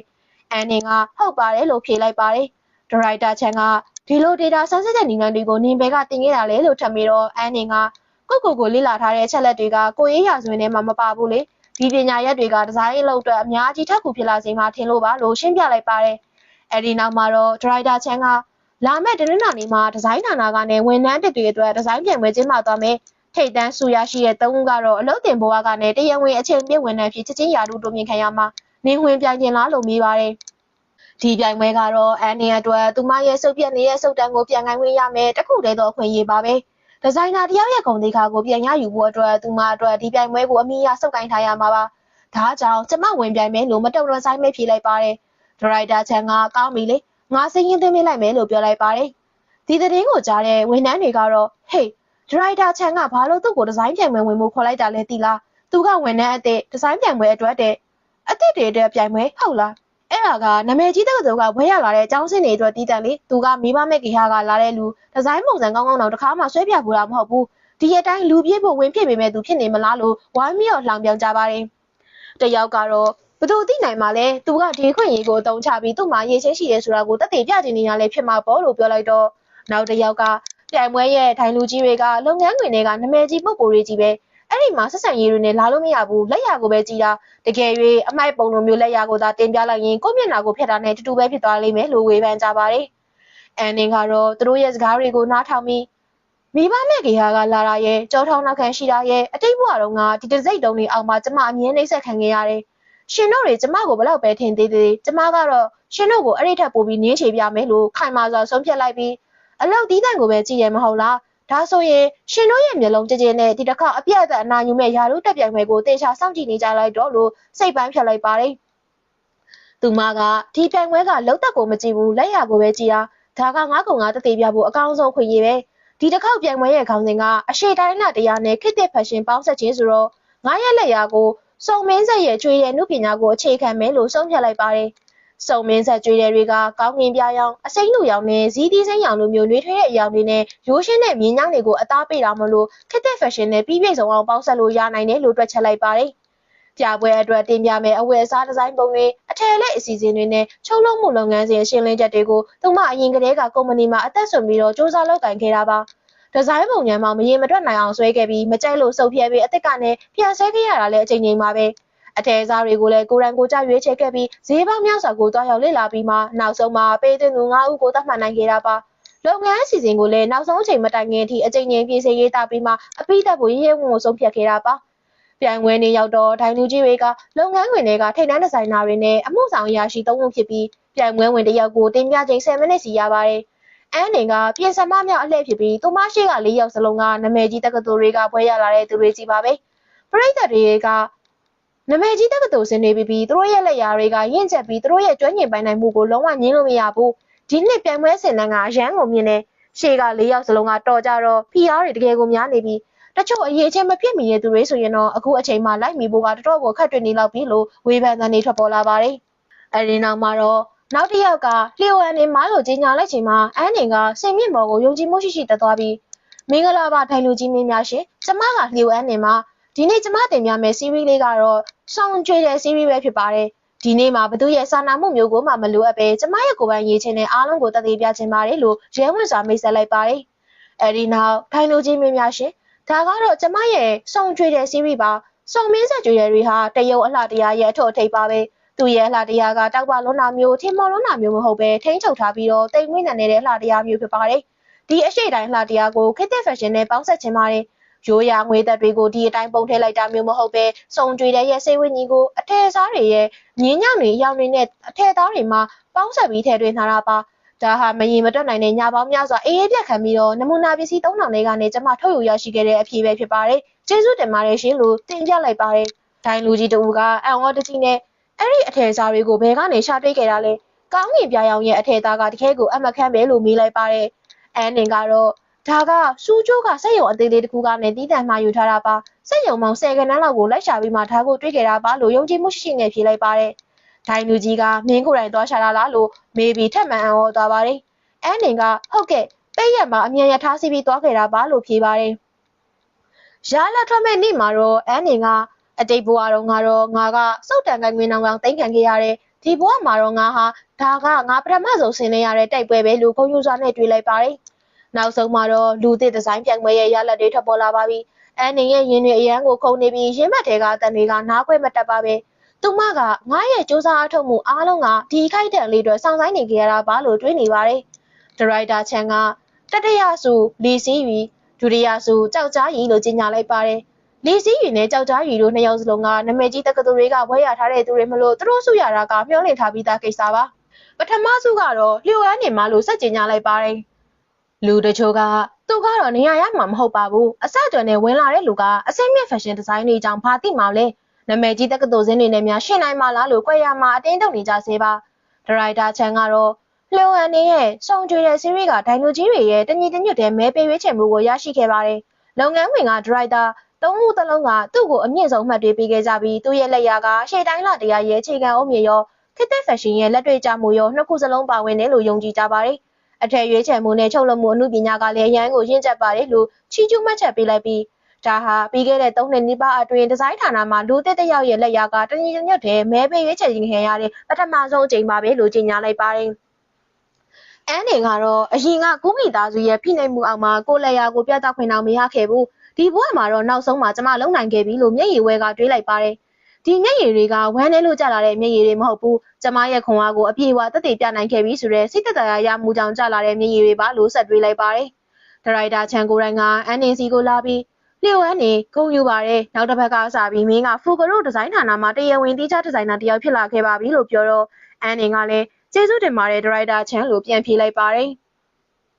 အန်နေကဒီခိုက်တန်မှာကဲ့ရဲ့လောင်ပြောင်မှုတွေအကုန်လုံးဆုံးသက်သွားပြီဆိုတာငါသိလိုက်တယ်ဒါကသခင်မကြီးရဲ့ကြောထောက်နောက်ခံပေးမှုကြောင့်မဟုတ်သလိုဖူရန်လေးရဲ့ဂရုစိုက်မှုကြောင့်လည်းမဟုတ်ဘူးငါရဲ့ကိုယ်ပိုင်အလုပ်ကြိုးစားမှုကြောင့်တသက်ပဲလို့ခုံရိုးစွာနဲ့တွေးလိုက်ပါတော့တယ်ရုံစင်ချိန်မှာအန်နေအပြင်ထွက်လာတော့ဓလေကမှရက်ဆောင်နေတဲ့ဖူရန်လီကိုတွေးလိုက်ရပြီး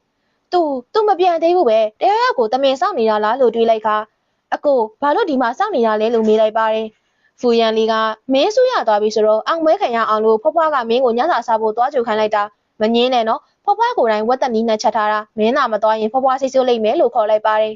်အန်နင်ကကားပေါ်မှာလိုက်ပါလာရင်စိတ်ထဲကနဲ့ဒီလိုပြန်လည်မွေးဖွားလာတဲ့ဘဝမှာတစုံတစ်ယောက်ရဲ့ခိုင်ခိုင်မာမာရွေးချယ်ခံရတယ်ဆိုတဲ့ခံစားချက်ကအခုချိန်ကြီးမယုံနိုင်စရာဖြစ်နေတော့မယ်ကိုမိသားစုဆိုတဲ့ငရဲတွင်းကနေရုံထွက်လာချိန်တုန်းကငါတစ်သက်လုံးတစ်ယောက်တည်းပဲအမြဲတမ်းတိုက်ပွဲဝင်သွားရမယ်လို့ထင်ထားခဲ့တာအခုချိန်ထိပဲလို့တွေးလိုက်မိပါတယ်ကာမောက်နေတဲ့ဖူရန်လီကအန်နေမင်းရဲ့ဆုံးကြွေးတဲ့စီးရီးနဲ့ပတ်သက်ပြီးတော့ငါမြင်ပြီလို့ပြောတဲ့အခါအန်နေကရှင်ဘလို့ထင်လဲလို့ပြန်မေးလိုက်ပါတယ်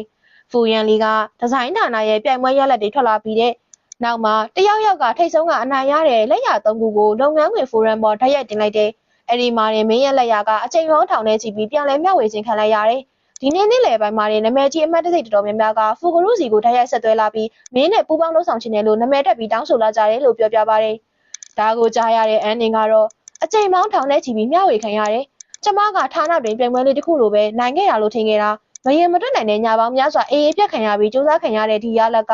အဒီလိုမျိုးကြီးမားတဲ့ခရက်ရိုက်ခတ်မှုတွေဖြစ်လာစေမယ်လို့တခါမှမတွေးခဲ့ဘူးလို့အံ့ဩသင့်စွာနဲ့တွေးလိုက်မိပါတယ်ဖ ဖူရန်လီကတော့ဒါကြောင့်မင်းကကိုတက်တဲ့ပြနိုင်ကြုံနေမကဘူးလူတိုင်းကိုမင်းရဲ့အစွမ်းစားတွေကိုမြင်တွေ့ခွင့်ပေးလိုက်နိုင်တယ်မင်းကတကယ်အစ်စ်အမှန်မင်းကိုပြသလိုက်နိုင်တာပဲလို့ကိုယွန်စွာနဲ့ပြောလိုက်ပါတယ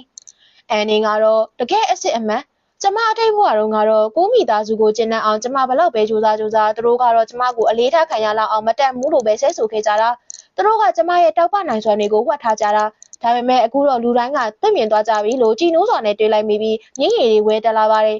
်ဖူရန်လီကကားကိုရပ်လိုက်ပြီးသူမရဲ့မျက်ရည်တွေကိုညှင်သာစွာတုပ်ပေးရင်အတိတ်ကအရာတွေကမင်းကိုမြင်တွေ့သွားတဲ့လူတွေပေါ်လွှမ်းမိုးွယ်မပေးလိုက်နဲ့တော့လို့နှစ်သိမ့်လိုက်ပါတယ်အန်နီကကျမမငိုပါဘူးလို့ဖြေရင်းနဲ့ဒါပေမဲ့ဒီချိန်မှာတော့တိတ်ဆိတ်မှုတွေကြားထဲမှာစကားနဲ့ဖော်ပြလို့မရတဲ့ခန်းစားချက်တစ်ခုရှိနေတယ်လို့စိတ်ထဲကနေရေရွလိုက်ပါတယ်အဲ့ဒီညကကားပေါ်မှာလက်တစ်ဖက်တည်းနဲ့စတီယာရင်ကိုကင်ပြီးမောင်းနေတဲ့သူ့ရဲ့ဘေးတိုင်းမျက်နှာလေးကိုသူမခိုးကြည့်နေမိပါတယ်သူ့ရဲ့လက်စစ်လေးတွေကထင်ရှားနေပြီးမင်းရိုးကလည်းပြပြနေတယ်အတိတ်ဘဝတုန်းကတော့သူ့ကိုကျမတခါမှမမြင်ခဲ့ဘူးဒီဘဝမှာတော့သူကကျမရဲ့အကိုဖြစ်နေတယ်ဒါပေမဲ့ကျမတဖြည်းဖြည်းနဲ့မသေးကြတော့ဘူးသူ့ကိုကျမရဲ့အကိုဖြစ်ပဲဆက်ထားချင်တာလားဒါမှမဟုတ်လို့ရင်ခုန်စွာနဲ့တွေးနေပါတယ်အခြားတစ်ဖက်မှာတော့အန်နဲ့ချမ်းသာတဲ့ဖူမီသားစုရဲ့မွေးစားသမီးအဖြစ်တရားဝင်အသိမှတ်ပြုခံရတော့မယ်ဆိုတဲ့သတင်းကအတိုင်းအဝါတစ်ခုလုံးမှာဟိုးလေးကြော်ဖြစ်သွားခဲ့ပါတယ်ဒါကိုကြတော့ကူမီသားစုကအပြတ်အသက်ကိုထိတ်လန့်ပြီးတော့ပြရခတ်နေကြတာပေါ့သူတို့ကဖူမီသားစုဘက်ကအန်နဲ့ကိုဝါတို့လူစားလဲခံရတဲ့အမှန်တရားကိုသိသွားမှာကိုအယမ်းကြောက်နေကြတာပါဒီလိုတရားဝင်မွေးစားတဲ့ခန္ဓာကြီးလုပ်တဲ့ဆိုတာကဖူမီသားစုကအန်ရဲ့ကြောထောက်နောက်ခံလုပ်ပေးခြင်းုံနဲ့မကပဲတခြားရည်ရွယ်ချက်တွေပါရှိနေရဲဆိုတဲ့အတိတ်ပဲတက်ရောက်နေလို့ပါပဲအန်နေလန်းလျှောက်လာစဉ်မှာပဲကိုမီသားစုရဲ့သားအကိုအရင်ပြည်သူကရုတ်တရက်ရောက်လာပြီးလျှို့အန်နင်တသက်လုံးပုံနေတော့မလို့လားမိဘတွေကနင့်ကိုဖုန်းနေချင်းခေါ်နေတာကိုဘာလို့မကိုင်းတာလဲနင်ကပညာတတ်ပြီးတော့ချမ်းသာတဲ့မိသားစုကြီးတွေ့တက်သွားပြီးဆိုတော့ကုမိသားစုကိုဗီယူဆိုင်စရာမလိုတော့ဘူးလို့ထင်နေတာလားအဲ့ဒီချမ်းသာတဲ့မိသားစုနဲ့နင်ကဘာတွေပတ်သက်နေတာလဲလို့ဒေါသတကြီးနဲ့အော်ဟစ်ပြီးတော့ရိုက်ဖို့ပြင်ပါတယ်အန်နင်ကတော့သူ့လက်ကိုတွန်းထုတ်လိုက်ပြီးကိုသခင်လေးကျေးဇူးပြုပြီးကိုလေးစားမှုလေးတော့ထားပါရှင်းရဲ့ညစ်ပတ်တဲ့လက်တွေနဲ့ကျမကိုလာမထိပါနဲ့လို့အေးဆက်တုံ့ပြန်လိုက်ပါတယ်ကိုသခင်လေးကဒီဘဝမှာဖြစ်ပျက်နေတာတွေအားလုံးနင်းလက်ချက်မဟုတ်ဘူးလို့ညင်းရဲ့လားဖွားဖွားဖူကအကြောင်းပြချက်မရှိပဲနင့်ကိုမွေးစားသမီးအဖြစ်ဘလို့လက်ခံပါလဲဖူမီသားစုကိုငါတို့ရဲ့နောက်ကျောင်းတွေလိုက်စုံစမ်းခိုင်းဖို့နင်းသမီးတခါလုပ်ခဲ့တာမလားလို့ဆွဲပါတယ်အန်နင်ကတော့သူ့မျက်နှာပေါ်ကတကူကောင်းဆန်မှုတွေမောက်မာမှုတွေကအတိတ်ဘဝတုန်းကကျမကိုကြောက်ကမ်းမစွန်းစီတွန်းပို့ခဲ့တဲ့အချိန်ကနဲ့လုံးဝကွာခြားနေတယ်လို့တွေးနေတော့အကိုဖြစ်သူကပြောစမ်းငါတို့ကိုဂလက်စားချေဖို့အတွက်ဒီလိုအဆုံးရောက်တဲ့လုပ်တွေကြီးနင်းသမင်ကလုပ်ခဲ့တာလားလို့អော်လိုက်ပါတယ်အန်နင်ကမျက်လုံးကိုစိုက်ကြည့်ရင်ကိုတခင်လေးကျမကဘာကိုစုံစမ်းဖို့လိုနေသေးလို့လဲကျမရဲ့နောက်ခံသမိုင်းလားရှင်တို့မိသားစုရဲ့အကြောင်းနေလားလို့အတိတ်ပဲပမေးလိုက်ပါတယ်ကိုတခင်လေးကအံ့ဩသွားပြီးနင်ဘာတွေပြောနေရလဲလို့ထင်ခေါ်စွာနဲ့မေးလိုက်တာပေါ့အန်နင်ကတော့ပြက်သားသွားပဲကိုမိသားစုရဲ့ယွန်စရာကောင်းတဲ့အကြံစီတွေအကုန်လုံးကိုကျမထိုးထွင်းသိမြင်ပြီးသားပါရှင်တို့အားလုံးကကျမဟာကိုမိသားစုရဲ့သွေးသားရင်းချသမီးရင်းဆိုတာအစကတည်းကသိနေကြတယ်ပြီးတော့ကျမကမိဘမဲ့တယောက်ကိုဝါအားကအင်ကိုရဲ့သမီးဆိုတာကိုလည်းရှင်တို့အားလုံးသိကြတယ်ရှင်တို့အကုန်သိနေရတဲ့ကျမကသူ့လိုစကားနားမထောင်လို့ရှင်တို့ကိုဘလို့ဖားရမလဲဆိုတာမသိလို့ကျမကိုအတိမမပြုတ်ခင်ခဲ့ကြတာလေပြီးတော့ကျမက DNA အစီရင်ခံစာကြီးကင်ပြီးရှင်တို့ရှေ့ကိုပထမဆုံးချိန်ရောက်လာခဲ့လို့ရှင်တို့ကိုအဆက်ကွဲစေခဲ့တယ်လို့ထင်ခဲ့ကြတာမလားရှင်တို့ကမိဘမဲ့တယောက်ကိုအနှစ်20လုံးမွေးစားလာခဲ့ပြီးတန်ရုံးစင်ကြီးတွေ့နေကြပြီလေရှင်တို့မျိုးလုံးထဲမှာဆိုရင်ကျမကဘာကောင်မလို့လဲလို့ပောက်ကွဲစွာပြောချလိုက်ပါတယ်ဒါကိုကြားလိုက်ရတဲ့အခါကူသခင်လေးကလုံးဝကိုပြရခတ်သွားပြီးအဲ့ဒီလိုမဟုတ်ဘူးအဲ့ဒီတုန်းကငါတို့ကလို့ပြောတော့အန်နင်က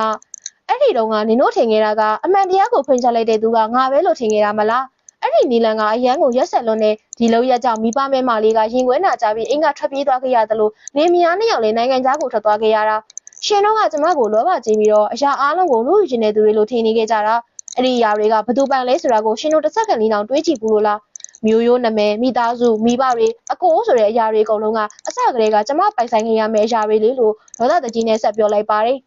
ပြီးတော့မငိုနဲ့ကိုမိသားစုရှိမှာဘယ်တော့မှမျက်ရည်မကျတော့ဘူးလို့ငါအချိန်ဆိုထားတယ်လို့စိတ်ထဲကနေခိုင်မာစွာတွေးလိုက်ပါတယ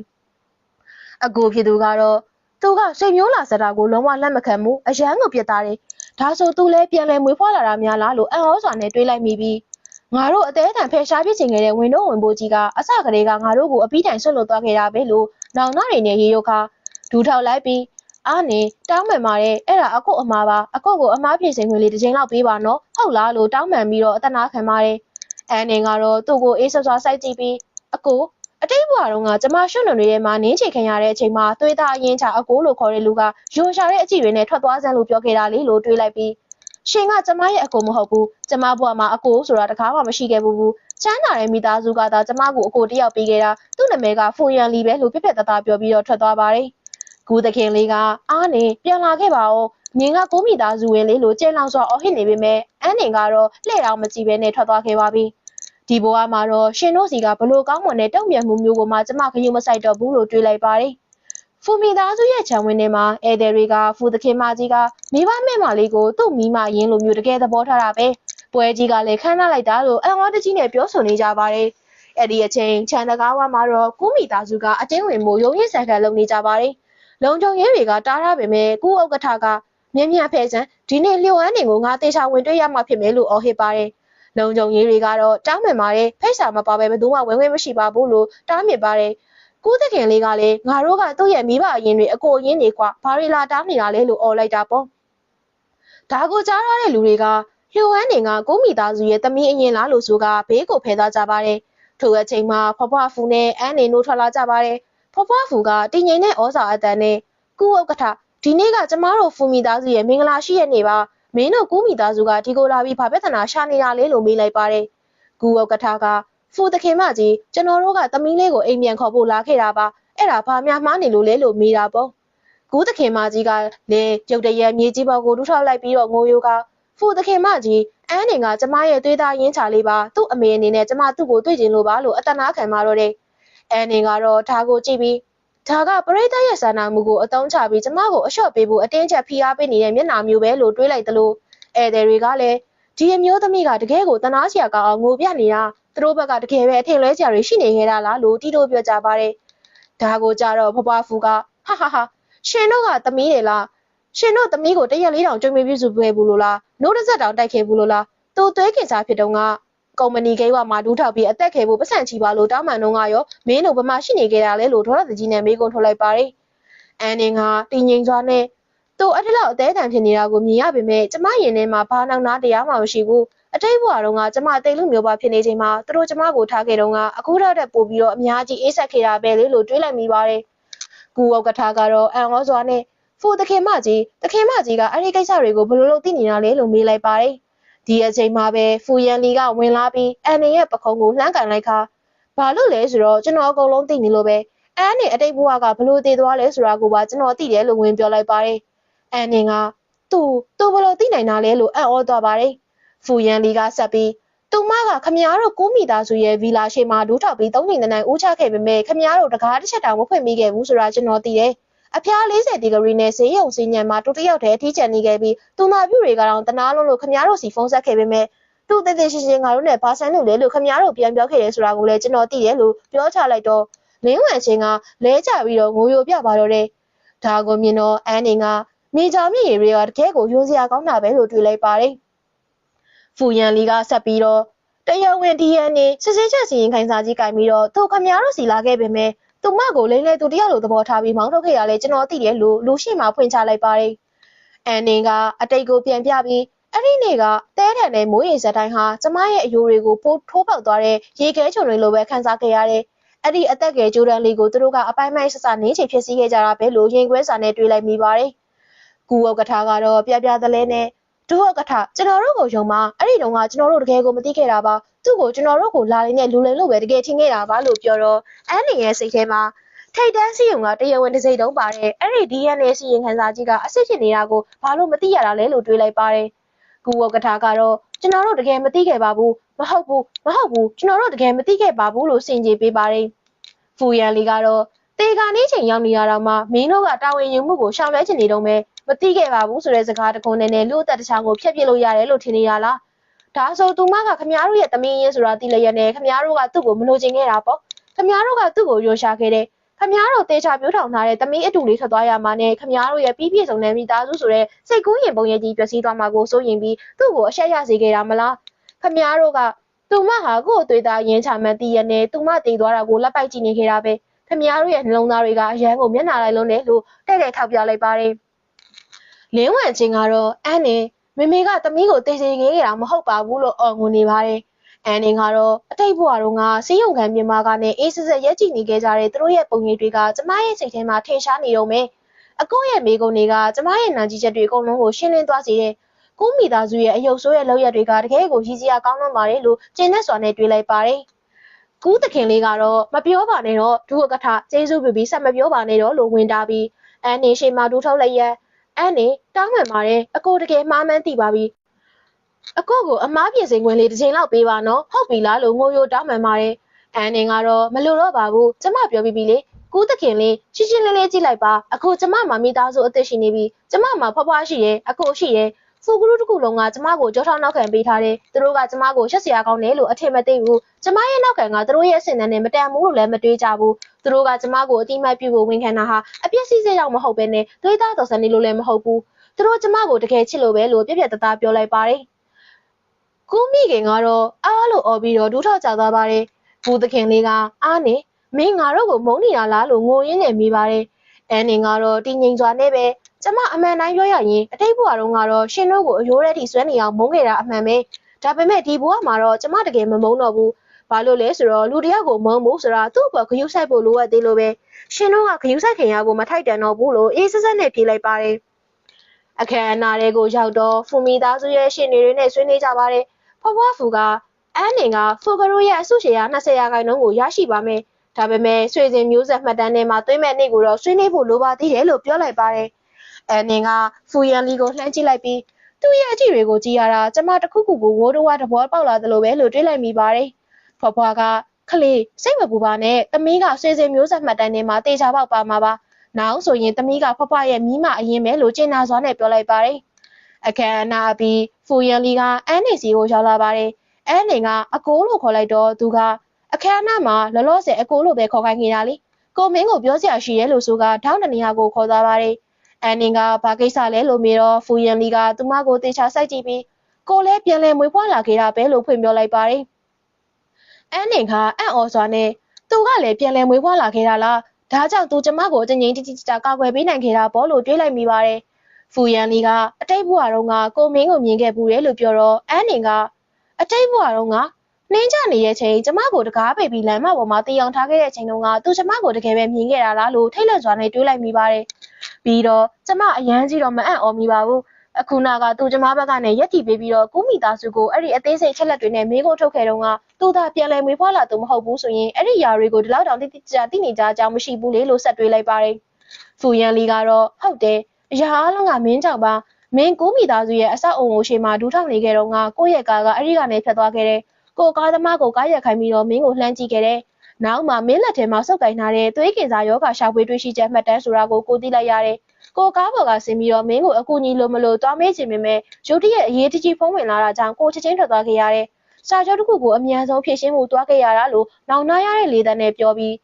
းနောက်တော့ကိုလက်ထက်ကိုမင်းစီကိုလှုပ်ပြီးတော့တွားကူညီခိုင်းခဲ့ပေမဲ့သူရောက်သွားတဲ့အချိန်မှာမင်းကကုမ္ပဏီရှိမှမရှိတော့ဘူးလို့ပြန်ပြောခဲ့တယ်နောက်ပိုင်းစေယုံမှာကောင်မလေးတစ်ယောက်တေဆုံးသွားတယ်လို့ကြားပြီးကိုသွားအတီးပြူကြည့်တော့အဲ့ဒါမင်းဖြစ်နေခဲ့တယ်လို့ဆက်ပြောပါတယ်။အန်နင်ကတော့ဒီလိုအေးစားလာတဲ့လောကကြီးမှာအတိတ်ဘဝတုန်းကကျမကိုဂရုစိုက်ပေးခဲ့တဲ့လူတစ်ယောက်ရှိနေခဲ့တာပဲ။ဒါပေမဲ့အဲ့ဒီအချိန်တုန်းကအဲ့ဒီလူကကျမကိုမသိသေးဘူးလေလို့ရင်းထဲမှာကြည်နူးစွာနဲ့တွေးလိုက်မိပါတယ်။ဖူရန်လေးကအဲ့ဒီနောက်မှာကိုမင်းရဲ့ချက်လက်တွေကိုလူလွတ်ပြီးတော့စုံစမ်းခိုင်းခဲ့တယ်။ကိုမိသားစုအကြောင်းတွေရောအရာအလုံးကိုပေါ့အဲ့ဒီနေ့ကသာကားပေါ်ကနေကိုဆင်းခဲ့မယ်ဆိုရင်တော့ဒီလိုဖြစ်လာမှာမဟုတ်ဘူးကိုအရန်နောင်နာရတယ်ဒီဘဝမှာတော့မင်းကိုနောက်ထပ်တစ်ယောက်တည်းအတီးကျန်ဖြစ်အောင်လို့လုံးဝအဖြစ်မခံတော့ဘူးလို့ကတိပေးလိုက်ပါတယ်အန်နင်ကတော့မျက်ရည်တွေကြားပြီးအကိုကျေးဇူးတင်ပါတယ်လို့ပြောလိုက်တော့ဖူရန်လီကအနားကိုကပ်ပြီးမျက်နှာကိုပွင့်ရင်ဘာအတွက်ကျေးဇူးတင်တာလဲလို့ပြန်မိပါတယ်အန်နင်ကအတိတ်ဘဝမှာရောအခုဘဝမှာပါကျမကိုကယ်တင်ပေးခဲ့လို့ကျေးဇူးတင်တာပါလို့ဖြေလိုက်ပါတယ်ဖူရန်လီကပြုံးပြီးမင်းကိုကျေးဇူးတင်စရာမလိုပါဘူးဘာလို့လဲဆိုတော့မင်းကလည်းဒီဘဝမှာမင်းရဲ့အသက်ကိုပဓာနမထားပဲဖွားဖွားကိုကယ်တင်ပေးခဲ့လို့ပြောလိုက်ပါတယ်။အန်နင်ကဒါနဲ့လေအကိုခုနကအခမ်းအနားမှာလောလောဆယ်အကိုလို့ပဲခေါ်ဆိုတာကဘာအတိတ်ပဲလဲလို့မေးလိုက်ပါတယ်။ဖူရန်လီကတီးသွားပြီးနောက်ကျရင်မင်းနားလေသွားမှာပါလို့အတိတ်ပဲပါပြုံးလိုက်ရဖြေလိုက်ပါတယ်။ဒီလိုနဲ့၃နှစ်ကြာသွားခဲ့ပါပြီ။၃နှစ်အတွင်းမှာကူးမိသားစုကလုံးဝကိုကြာဆင်းပျက်စီးသွားခဲ့ပါပြီ။ဖူမိသားစုဘက်ကဘာမှဝင်လို့စရာမလိုပဲသူတို့ဘာသာပြိုလဲသွားခဲ့တာပါ။ကူဝန့်အားရဲ့နောက်ခံအမှန်ပေါ်ထွက်သွားပြီးတဲ့နောက်မှာတော့အဆိုရှယ်ယာရှင်တွေကကူဥက္ကဋ္ဌကိုယာရုကနေဖယ်ရှားပစ်ခဲ့ကြပါတယ် မိခင်ဖြစ်သူလင်းဝန့်ချင်းကလည်းအဲ့ဒီဒဏ်ရာတွေကြောင့်စိတ်ကျမ်းမာရေးချိုးယွင်းသွားပြီးတစ်နေ့လုံးအယိုးတယောက်လိုမျိုးပဲအားနေရဲ့နာမည်ကိုခေါ်နေခဲ့ပါတယ်ကူးသခင်လေးကတော့အရှုပ်ထွေးတွေကိုဝင်ရှင်းမှုစ조사ခဲ့ပေမဲ့ပြည်သူတွေရဲ့ဝေဖန်ရှုံချမှုတွေနဲ့ stock share ဈေးကွက်ထိုးချမှုတွေကြောင့်ကူးမိသားစုကုမ္ပဏီကြီးတစ်ခုလုံးပြိုကျသွားခဲ့ရပါတယ်။အန်နေဟာကူးသခင်လေးနဲ့ပြက်ဆုံးတော့အခုသူ့ကိုကြည့်ရတာအရင်တုန်းကအောက်ခြေဆုံးရောက်နေတဲ့ချိန်တုန်းကထထောင်ပို့ပြီးအိုမင်းရင်ရုံနေတယ်လို့ပဲတနာစရာကောင်းလိုက်တာလို့တွေးလိုက်မိပါတယ်။ကူးသခင်လေးကအန်နေကောင်းရဲ့လားလို့မေးလိုက်တော့အန်နေကအရန်ကောင်းပါတယ်လို့တူတူပြပြဖြေပါတယ်။သူကကောင်းတာပေါ့ကောင်းပါတယ်တကယ်တော့မေကစိတ်ချမ်းမာရေးချို့ယင်းလို့စိတ်ယုံတင်ထားရတယ်။သူမင်းကိုလွမ်းနေတာသူမင်းကိုတွေးကျင်နေတယ်လို့ပြောလာပါတယ်။အန်နေကကောင်းပြီလေလို့လက်ခံလိုက်ပြီးကျမလက်ခံလိုက်တာကစိတ်ထားပြည့်ညံသွားလို့မဟုတ်ဘူး။အရင်တုန်းကသူမလိုချင်ခဲ့တဲ့သမီးကအခုအချိန်မှာဘလောက်တောင်အချိန်ကြီးကောင်းနေပြီလဲဆိုတာကိုသူမြင်တွေ့သွားအောင်လို့ပါလို့စိတ်ထဲကနေတွေးလိုက်ပါတယ်။စေယုံရောက်သွားတော့လင်းဝမ်ချင်းကကလေးမော်မလှဲနေရင်မေတောင်းပန်ပါတဲ့သမီးရဲ့မေမှားသွားပါတယ်လို့ငိုယိုပြီးတော့ပြောပါတယ်။အန်နေကတော့အေးဆက်လေးတန်းနဲ့ကိုသခင်မကျမဒီကိုလာတာရှင့်ကိုလာကြည့်တာမဟုတ်ဘူ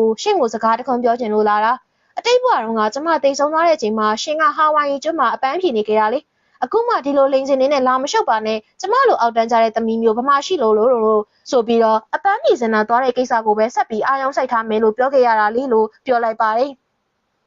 ်ဒါပေမဲ့အခုကျမကြားရတဲ့လောက်တော့ကူးကုမ္ပဏီပြဿနာတက်ချင်းပဲကိုဝမ်အားကပတ်စံတွေကုန်ယူပြီးတော့နိုင်ငံခြားကိုထွက်ပြေးသွားတယ်ဆိုဒီဘဝမှာတော့ဆွမ်းမြင့်ခံရခြင်းရဲ့ခါးသိမှုကိုမီးစမ်းကြည့်ဖို့အတွက်ရှေ့နဲ့ရောက်လာပြီပေါ့လို့အေးဆက်ပြောလိုက်ပါတယ်။ကိုသခင်မကအန်နေမေမှားသွားပါတယ်လို့ငိုယိုတောင်းပန်နေပေမဲ့အန်နေကတော့လှဲ့တောင်မကြည့်ပဲတချို့လူတွေကခွင့်လွှတ်မှုနဲ့မထိုက်တန်ဘူး။ကျမကခွင့်မလွှတ်ချင်တာမဟုတ်ဘူးတကယ်ကိုမထိုက်တန်လို့ပါလို့ဆိုကအခန်းထဲကနေထော်လာခဲ့ပါတယ်။အချိန်လေးကုန်လွန်သွားပြီးရဲ့နောက်သူမမသေးကလေးမှာအန်နေရဲ့နာမည်ကိုတွတ်ခေါ်နေခဲ့တယ်လို့ကြားပေမဲ့သူ့ရဲ့ဇာပနာကိုတော့အန်နေမသွားခဲ့ပါဘူး။အန်နေတို့ရဲ့ဆိုးရွားလာတဲ့ရေးဆက်တွေကနောက်ဆုံးမှာတော့အဆုံးသတ်သွားခဲ့ပါပြီ။တနေ့မှာတော့လက်ထောက်က Miss Liu နိုင်ငံခြားကသတင်းလာပါတယ်လို့စာရွက်ချပေးပါတယ်။သတင်းမှာကိုဝမ်အားကပုံနေဖို့စူးစမ်းခဲ့ပေမဲ့လူရမှုတစ်ခုမှအသက်ခံလိုက်ရတယ်။ဒါကိုကြားလိုက်ရပေမဲ့အန်နေရဲ့မျက်နှာပေါ်မှာဘာမှမုန်းတရားမှမရှိတော့သလိုလုံးဝကိုစိတ်ဝင်စားမှုကင်းမဲ့နေတဲ့ခံစားချက်မျိုးပဲရှိနေခဲ့ပါတယ်။မျက်နှာပေါ်မှာလည်းအပြုံးငင်လေးတောင်မရှိခဲ့ပဲ။သူမတိတ်ဆုံးသွားခဲ့ပြီးအတိတ်ဘဝကသွေးကြဲတွေအတွက်လည်းကျမဂရုမစိုက်တော့ဘူးဒီဘဝကအကျွေးဆက်ဖို့တသက်ပါပဲလို့တွေးလိုက်ပါတယ်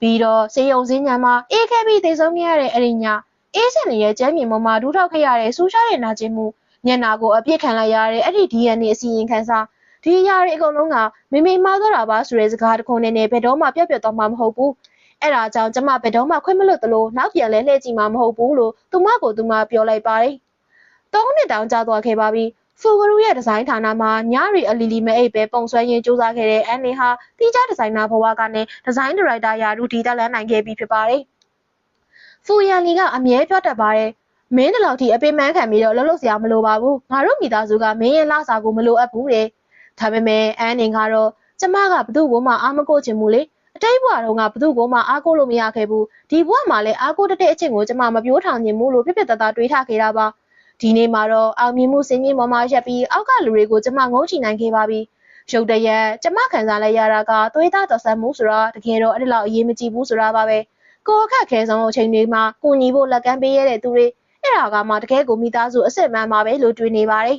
။အဲ့ဒီအချိန်မှာဖူရန်လီရောက်လာပြီးအန်နေဂုံယူပါတယ်လို့နေထွေးစွာပြောပါတယ်။အန်နေကသူ့ကိုကြည့်ပြီးကျေးဇူးတင်ပါတယ်အကိုလို့ကျေးဇူးတင်စကားဆိုလိုက်ပါတယ်။ဖူရန်လီကသူမကိုစိုက်ကြည့်ရင်ဒီ3နှစ်တာအချိန်ပေးခဲ့တာဒီနေ့ကအချိန်ကျပြီလို့ထင်တယ်အန်နေကိုမင်းရဲ့အကိုတသက်ပဲမဖြစ်ချင်တော့ဘူးလို့ရုတ်တရက်ရင်ဖွင့်လိုက်ပါတယ်အန်နေကအံ့ဩသွားချိန်မှာသူကဆက်ပြီးအဲ့ဒီနေ့ကမင်းကိုစိတ်ယုံပို့ပြီးတော့ကိုတွေးနေမိတာဒီမိန်းကလေးကတကယ်ကိုရင်းရင်ပြီးတော့အရန်ကိုစိတ်ဆောင်မှုရှိရဲဆိုတာကိုပေါ်လို့ပြောလိုက်ပါတယ်အန်နေကရင်ခုန်လို့စကားပြန်မပြောနိုင်ခင်မှာပဲဖူရန်လီကသူမရဲ့လက်ကိုကန်လိုက်ပြီးမင်းအဖြေပေးစရာမလိုပါဘူးမင်းရဲ့နှလုံးကုန်သံတွေကကိုယ့်ကိုအဖြေပေးနေပြီးသားပါလို့အပြုံးလေးနဲ့ပြောလိုက်ပါတော့တယ်လျိုဝဲနေရဲ့ဇလန်းဆုံးသက်ကတော့ခက်ခဲကြမ်းတမ်းမှုတွေတဲကနေရင်းချက်ခိုင်မာစွာပွင့်လန်းလာတဲ့ပန်းတပွင့်လိုမျိုးလှပလွန်လာပါတယ်အတိတ်ဘဝကသွေးသားရင်းချာတွေရဲ့ရရဆက်ဆက်ဆွမြင့်မှုကိုခံခဲ့ရပေမဲ့ဒုတိယအကြိမ်ခွင့်ရရလာချိန်မှာတော့အချီးနှီးဖြစ်တဲ့အတိမတ်ပြုတ်ခံခြင်းစိတ်တွေကိုရိုက်ချိုးပြီးကိုပိုင်ခြေထောက်ပေါ်ကိုရရဝုံရက်တည်ခဲ့ပါတယ် များပေါင်းများစွာအေးရေးပြက်ခန်းစူးစမ်းခဲ့တဲ့စုံကျွေးတဲ့ဒီဇိုင်းလက်ရာနဲ့အတူလုပ်ငန်းဝင်ကအထင်မြင်သေးမှုတွေဖိနှိပ်မှုတွေအားလုံးကိုအစွမ်းစားတသက်နဲ့အနိုင်ယူကဖူဂရုရဲ့ဒီဇိုင်းဒါရိုက်တာရာတို့အထိဂုဏ်ယူဝင်ကြွားစွာတက်လှမ်းနိုင်ခဲ့ပါတယ်။ဆိုရွာလာတဲ့ကူးမိသားစုရဲ့ရိတ်မဲကြီးအောက်ကနေရုံထွက်ပြီးနောက်မှာတော့အခက်အခဲဆုံးအချိန်တွေမှာလက်ကမ်းပေးခဲ့တဲ့မိသားစုအစ်စ်မှန်ရဲ့နှွေးထွေးမှုနဲ့အတူဖူရန်လေးရဲ့စစ်မှန်တဲ့ချစ်ကိုပါထက်ထက်တန်တန်ပိုင်ဆိုင်နိုင်သွားခဲ့ပြီးပဲဖြစ်ပါတယ်။ဒီဇလန်လေးကနဲ့တစင်ရရှိနိုင်တဲ့အဖိုးတန်ဘဝသင်ခန်းစာတွေကတော့အများကြီးပါပဲ။အဓိကအပြင်မိသားစုဆိုတာတွေးသားသဆမှုတစ်ခုတည်းနဲ့တင်တိုင်းတာလို့မရပဲဘဝရဲ့အနေဆုံးအချိန်တွေမှာဖေးမကူညီပေးသူတွေကသာတကယ့်မိသားစုအစစ်မှန်ဖြစ်တဲ့ဆိုတာကိုနက်နက်ရှိုင်းရှိုင်းသိမြင်စေပါတယ်။ဒါအပြင်ကိုယ့်အပေါ်တန်မိုးမထားတဲ့အစိတ်တင်ပတ်ဝန်းကျင်ကနေရုံထွက်ရတဲ့တတိနဲ့ခွင့်လွှတ်ဖို့မထိုက်တန်တဲ့သူတွေကိုကြောခိုင်းရတဲ့ပြတ်သားမှုတွေဟာလည်းလူတစ်ယောက်ရဲ့ဘဝတိုးတက်ရေးအတွက်မရှိမဖြစ်လိုအပ်လာပါတယ်။လောကမှာဘသူကိုမှအလွန်အကျွံအားမကိုပဲကိုထူးကိုချွန်စူးစမ်းအားထုတ်မှုနဲ့ဇွဲလုံးလာတွေရှိနေသူတွေဘလို့ဖိအားတွေခွဲချက်ဆန်းမှုတွေကိုမဆိုအောင်မြင်စွာကျော်လွှားနိုင်မယ်ဆိုတာကိုလျှို့ဝှမ်းနေရဲ့ဘဝဖြစ်တတ်မှုကအကောင်းဆုံးသက်သေပြနေပါတယ်။ဒီလိုခွန်အားပါတဲ့အချက်တွေကိုနှလုံးသွင်းရင်ဘဝရဲ့ခက်ခဲတွေကိုရရဝုံဝုံရင်ဆိုင်ကြော်ဖြတ်နိုင်ကြပါစေလို့ဆန္ဒပြုရင်းဇလန်းလေးကိုအဆုံးသတ်လိုက်ပါတော့မယ်ကွယ်။